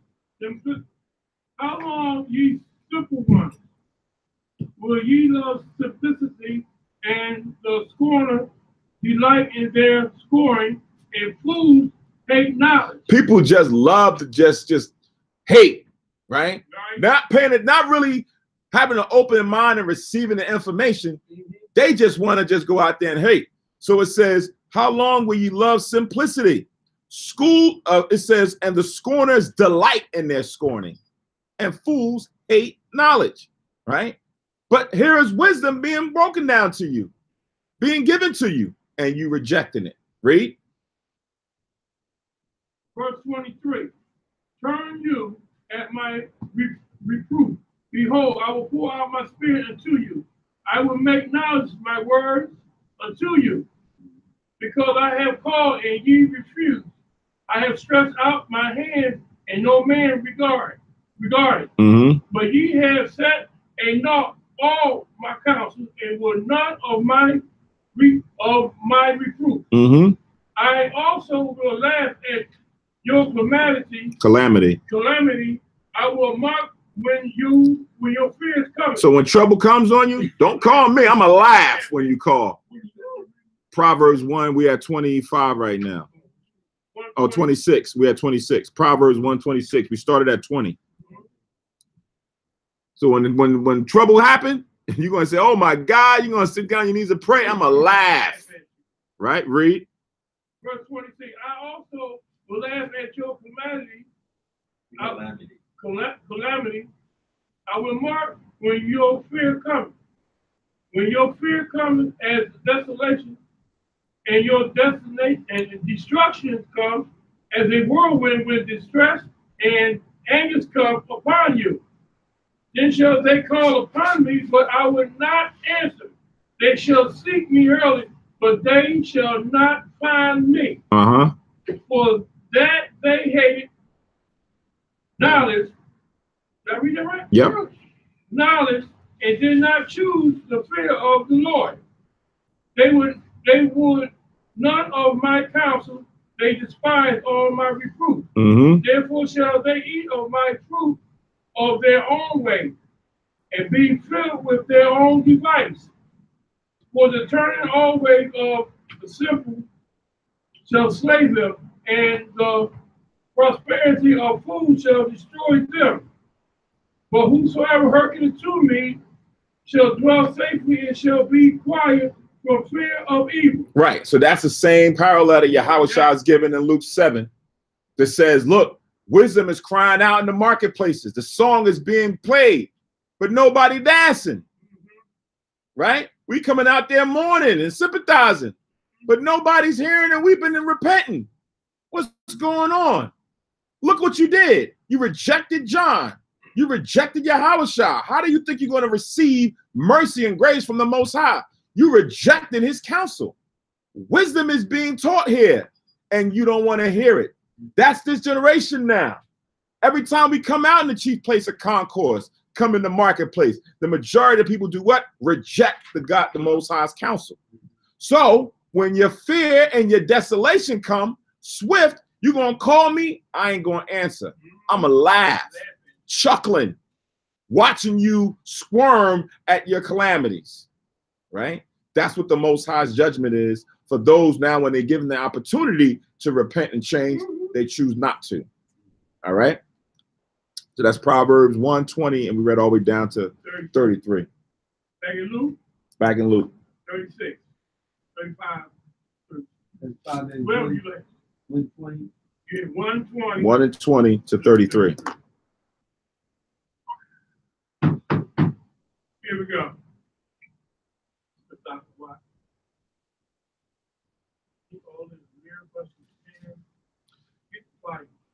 So we're in verse 36 now. Yes, sir. My problem. It says, and one of the Pharisees desired him that he would eat with him. And he went into the Pharisee's house and sat down to meat, right? So here it is. We're reading about these Pharisees and lawyers rejecting the counsel of God. Was it all of them? No. Not all the Pharisees rejected Yahushua. Paul was a Pharisee as well. He was one of those who condemned Israel, right? Yeah, he switched back over. And he's the one that was, met by Yahushua on the way to Antioch, right? So you had some of the Pharisees open their minds and their hearts to the truth. This person now says, you know what? I want you to come in my house. Whereas we read before, they was getting on them for being at the table with sinners. That's what we just read in verse 34. Behold, a gluttonous man and a wine-bibber and a friend of publicans and sinners, because he would go into the house of sinners and have dinner meals with them, but would teach them while they're there. So here's a Pharisee who's asking Yahushua, hey, can you come to my house? I prepare a meal, but I just want to be in your presence and hear your wisdom, right? Verse 37, and behold, a woman in the city, which was a sinner, when she knew that Yahushua sat at meat in the Pharisee's house, brought an alabaster box of ointment, right? So here's that story where the woman knows where Yahushua is going to be at this Pharisee's house, takes the opportunity to go and anoint Yahushua, right? She's now going to go over there. That sounds like a sister. Right? I know you're going to be here, right? You must have some long hair.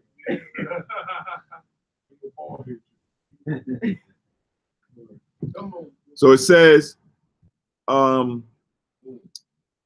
verse 38, and stood at his feet behind him weeping, and began to wash his feet with tears, and did wipe them with the hairs of her head, and kissed his feet, and anointed them with the ointment, right? So here she comes with this precious ointment, right? As we read before, worth a lot of money, right? Worth a lot of money, could have been used for a lot.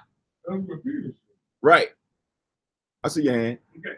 And as she's coming and performing this, it says she came crying. She came in there crying. I said she was crying. She just want to get close. Huh? I said she was crying. No. You didn't read the storyline ahead of time? I did. Okay, so if you read ahead of time, then you would have known that she wasn't fronting. But if you read the story, hey, black men got stuff with them too. Like I just seen that brother cook that woman on the train. I'm like, damn, that wasn't no Issacharite. That was a Judite that went and did that. But in any event, she came in crying, right, with an expensive box of ointment to pour it on Yahushua and anoint him and wash his feet and wash everything with her hair and her tears, right? What's your question? Remember I was telling you about the videos we got now? They got women kissing men, like guys who read the Bible in the street. You got women kissing men's feet in the street when they be reading the Bible. We was at the other class and Ben said, I let them kiss my feet when they want to. I ain't seen that one. Oh, which women? Remember I was telling you yesterday? Which women? White women. Oh, okay. Well, you think she was white? Who, her? Her. No. This is Mary, the sister of Martha and Lazarus. Oh, okay. All right. So it says, read 38 again, and stood at his feet behind him weeping, and began to wash his feet with tears, and did wipe them with the hairs of her head, and kissed his feet, and anointed them with the ointment. Right. Now when the Pharisee which had bidden him saw it, he spake within himself, saying, this man, if he were a prophet, would have known who and what manner of woman this is that toucheth him, for she is a sinner. So now here is this Pharisee, because, he don't fully believe, but he got Yahushua over there at his house. Because, sometimes you want to observe, the opposition or check out, try to catch him up. So now here it is, this woman came in his house, and she's a sinner in his house. He's like watching all of this. Yeah. This guy really was a prophet. you know, prophets are known to see things. Yeah. He would have knew that this woman was wicked. He would have known this woman was a sinner. He would have never let her do that, right? That's his thinking. She came again strong. And Yahushua answering said unto him, Simon, I have somewhat to say unto thee. And he saith, Master, say on. Verse 41, there was a certain creditor who had two debtors. The one owed 500 pence and the other 50.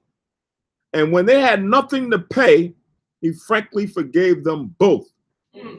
Tell me, therefore, which of them will love him the most? Right? So at a point when they ran out of being able to pay, he's like, all right, you good. Don't worry about it. Right? His debt could have been more and he got 500 left. His debt could have been more and now he got his 50 left. Don't worry about it. You good. Both of them. So he's like, all right, which one is going to do what? Forgive him more or love him the most. Right? Wow. It says, Simon answered and said, suppose that he to whom he forgave most, or I suppose that he to whom he forgave most, and he said unto him, thou hast rightly judged. Meaning the person that owed him more money, he was going to definitely love him more and say, oh, you let all that go? Oh, man. Man, you know how much of a burden that is off of my shoulders, as opposed to something of a smaller amount where it's like, oh, okay, cool. That's like if you owe me money and you owe me money, right? And then now you owe me $50, you owe me $2 or $5, right? And now it comes to the point where you've been paying and you're like, right now I'm strapped. I ain't got it, right? And I'm like, word, all right, don't worry about it, man. You good. Your debt is clear. Really, right? As opposed to the $5, because somebody look at the $5, that ain't much. That ain't nothing. It's $5, right? But it's a debt that you had to owe. Now, person with way more money, of course, is going to be real thankful that you just erased that off his slate, right?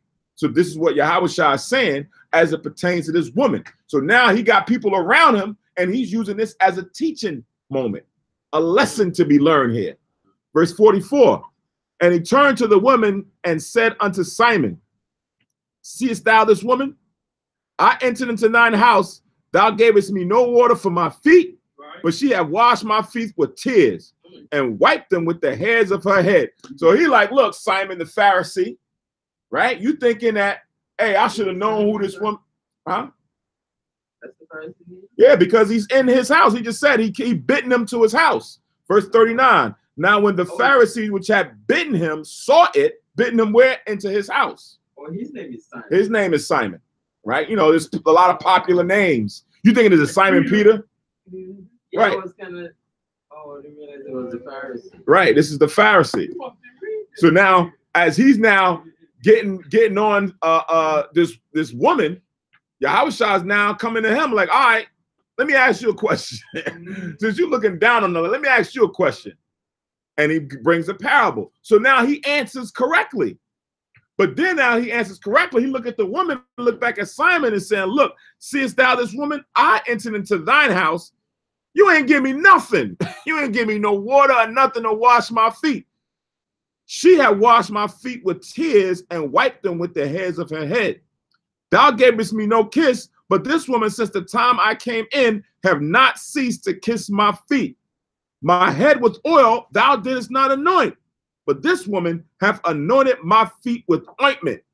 Wherefore I say unto thee, her sins, which are many, are forgiven, for she loved much.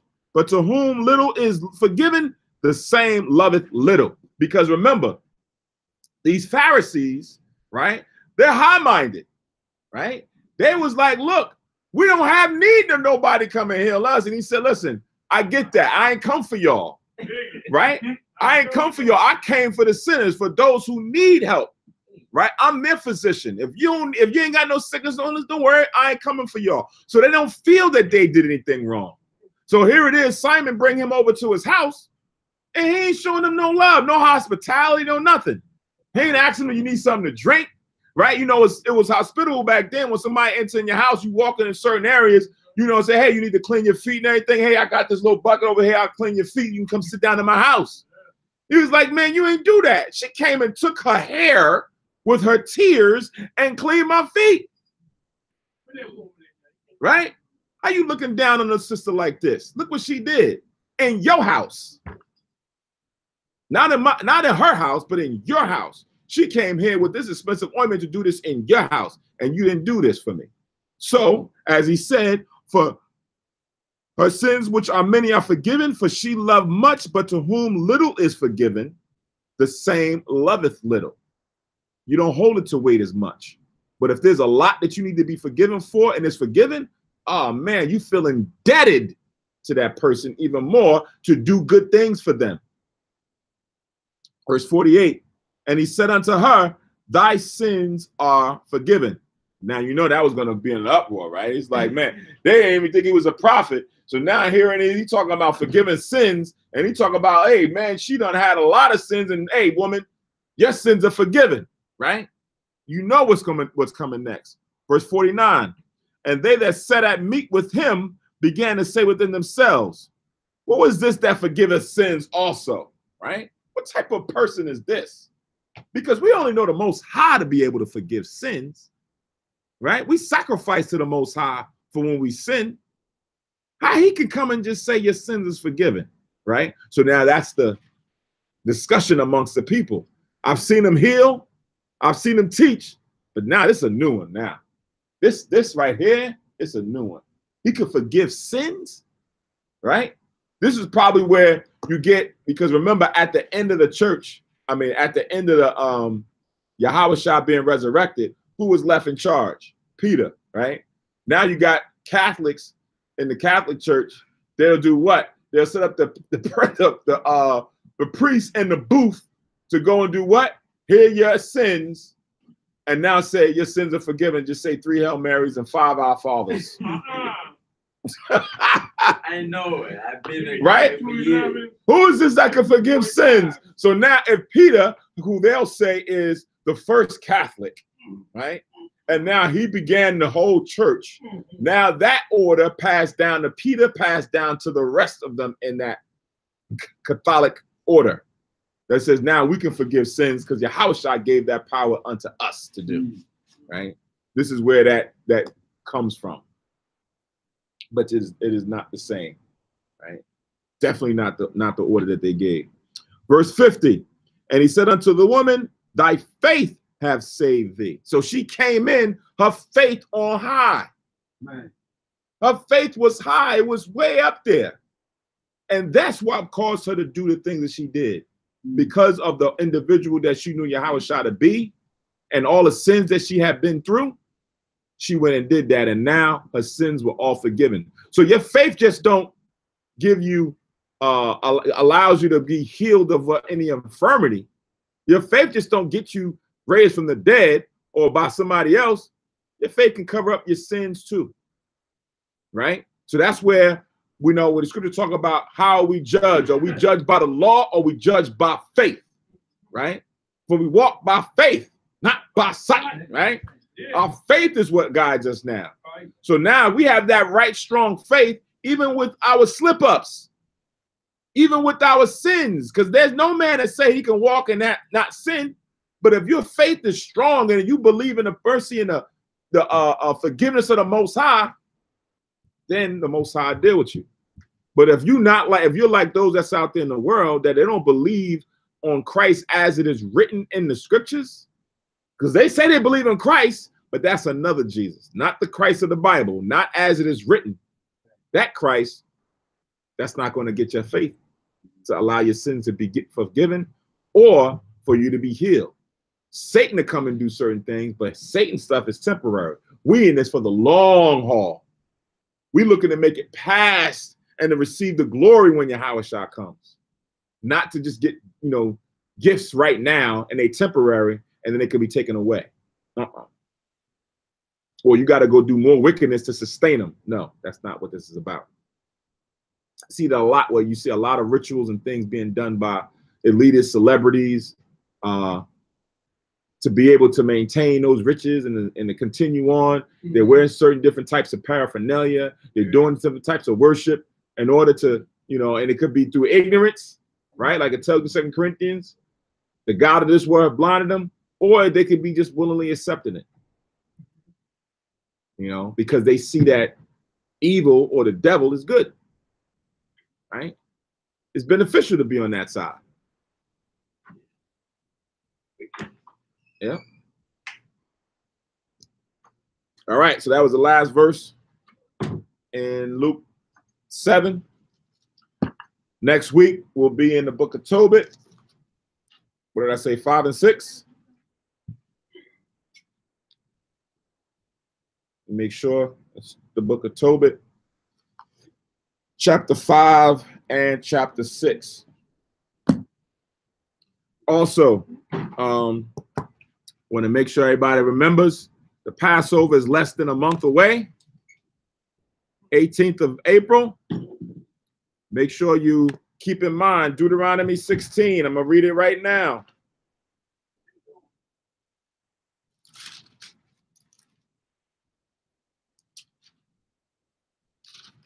Chapter, you say 5 and 6? Yes, Tobit 5 and 6. Deuteronomy 16 and 16. 3 times in a year shall all thy males appear before the Lord thy power in the place which he shall choose. The feast of unleavened bread, the feast of weeks, and the feast of tabernacles. And they shall not appear empty before, or they shall not appear before the Lord empty. Every man shall give as he is able, according to the blessing of the Lord thy God, which he have given thee. So the cap, we've always said 200, right? That's what's expected. However, every man is obligated to give what he is able. So if you can give, if you're only obligated or able to give $5, $33, $48, whatever that is, that's what you give out of the sincerity of your own heart. We say 200 because that's what it's been. And then for the people who've been for a while, you know it hasn't changed. For the newcomers, that's what it is. For the household, not individuals, right? 200 per household or less. Anything above that is on your own free will offering. That's not what is being asked. And that's for the provisions of the location, the lamb, the victuals, everything, the vegetables, everything that needs to go into it, right? We're not asking anybody to prepare any food, save if you may want to bring unleavened bread, homemade unleavened bread. We're going to bring unleavened bread out of the matzahs that we purchase. But if anybody wants to make unleavened bread and bring it, by all means, you can do that. But everything else we've been provided by the school based on the donations for the service for the Most High, right? Also, remember, for those in your households, start weaning off leaven, meaning stop purchasing leaven. Start cooking out the leaven in your house so that when it comes time that you got to get rid of it, it's not a lot that has to be rid of, right? It's just no longer in your house. The little remnants and things are removed, right? So that's the physical leaven. Then it goes the spiritual leaven, right? Doctrines and things of that nature that we've amassed from, time, right? Oh, something that this person said, and this thing I was reading over here, and I seen that online. Yahushua warned about that, right? About wanting to be like this or wanting to follow after that, right? So in the classes coming up, hopefully we can go through them a little bit more in depth to prepare our minds. Remember when Moses first came on the mount, Israel first came before the Most High. The Lord said, what? You got to sanctify yourselves before you come and see me. Before you come to this mount, sanctify yourself. Get your mind right. So before we come to the holy days, before we come to the Passover, we got to get our mind right, right? That it's just not no other ordinary occasion. All right. So keep that in mind. What we'll also do is, like I mentioned in the class this evening, about what is lawful to eat. A lot of times we have these recurring questions about, oh, can we eat cornflakes? Oh, can we eat this? Can we eat cheese? Can we do that? Can we do that? We'll talk about those things. All these same questions, bring them up prior to. You don't want to get caught in the week of and then finding out in the midst that, oh, I can't have that? No. Oh, I didn't know that. Well, let's talk about it beforehand to make it even better than what it was before. We now know that the waters that we was getting from Costco before got leaven in it, right? They put an ingredient in the water for taste. I think the Kirkland brand of water, they put an ingredient in it for taste, but it's leaven. So we definitely make sure we don't get any Kirkland water for the Passover. Yeah, it don't even make no sense how and why they do that, right? But we'll get proper water. We'll start checking out all the things that's needed to be brought up. We'll try to make that list of saying, refrain from this, refrain from this, refrain from that. All right, so that it'll be a little bit better and smoother. And then also come up with ideas of things that you can eat to prepare to make the week, that Holy Week, even more joyous, right? Because it's supposed to be a joyous occasion. Even though we're eating unleavened bread, it's supposed to be something pleasing for us, a memorial, but also good, right? That this is something that we have for us and our nation. All right. So with that, we're going to say Shalom Ashar Shabbat, the water for those who dialed in, listened in, watched online. We're going to give all praise, honor, and glory to the Most High, Yahweh Shah, right? Like it tells you, Paul would say, give God the glory, give the Most High the glory, right? We don't ever want to take it upon ourselves and think that this wisdom that we have and everything that we have is our own. It tells you in Wisdom of Solomon, the first chapter, the first verse. In the Apocrypha, I'll read it real quick before I close out. Wisdom of Solomon. I'm sorry, not Wisdom of Solomon. Ecclesiasticus 1:1. All wisdom coming from the Lord and is with him forever. So the wisdom that you have didn't come from you of your own. The Most High gave that to you, right? So be thankful and give him his praise that it came from him and that you're just a vessel to bring forth his understanding and his wisdom through edification. All right. So with that, I'll say Shalom Yasharella, peace to all Israel. Have a happy and remaining Sabbath. Most High's will. Everybody have a Tawab upcoming week. Stay vigilant, right? And we'll see each other or hear from each other during the upcoming classes, Tuesdays and Fridays of next week. All right.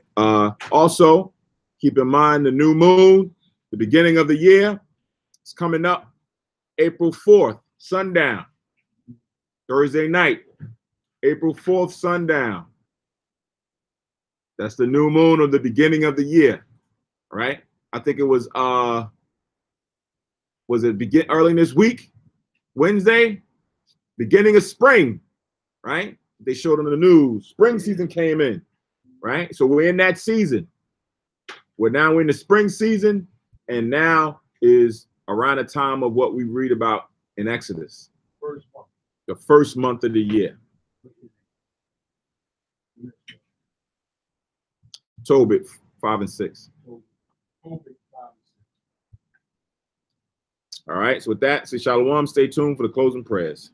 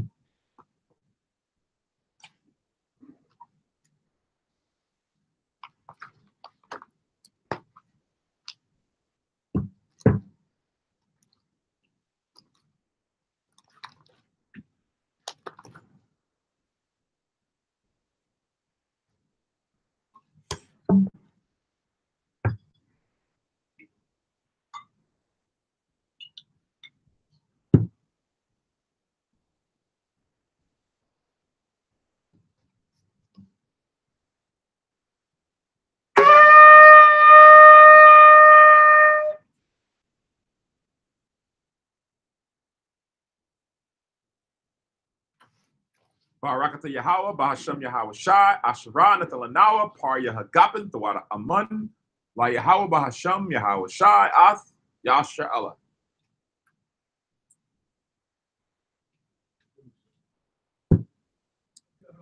English translation. Barakata Yahweh, the Most High, Bahashem, in the name of Yahweh Shai that gives to us the fruit of the vine. Thank you, so be it, to Yahweh in the name of Yahweh Shai with Israel. He told me just that.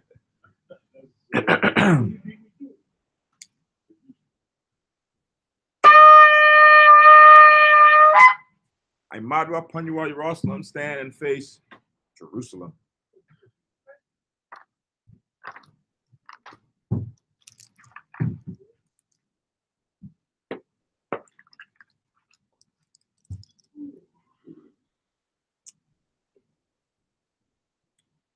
Yahweh, Bahashem, Yahweh Shai, Baba Kushah, Shemai, Lanawa, Aitha, Yum Yun, Aitha, Shalat, Mayaka Allah, Waha Allahayim, Tazwadakim, La, Shemal Ayel, Barak, Rapah, Magun, Wahakaziyat, Bunya, Yasha Allah, Washalat, Lanawa, Rabiam, Kakama, Rabiam, Da'ai, Rabiam, Bayana, Rabiam, Sabalonwa, Rabiam, Amawan, Rabiam, Aqua, Rabiam, Ahabiam, Rabiam, Haganah, Rochanaya, Wasalat, Ko, Kata Ayamnawa, Laha Akim, Wayasha Allah, Thumb Yad, Wa'iwalam,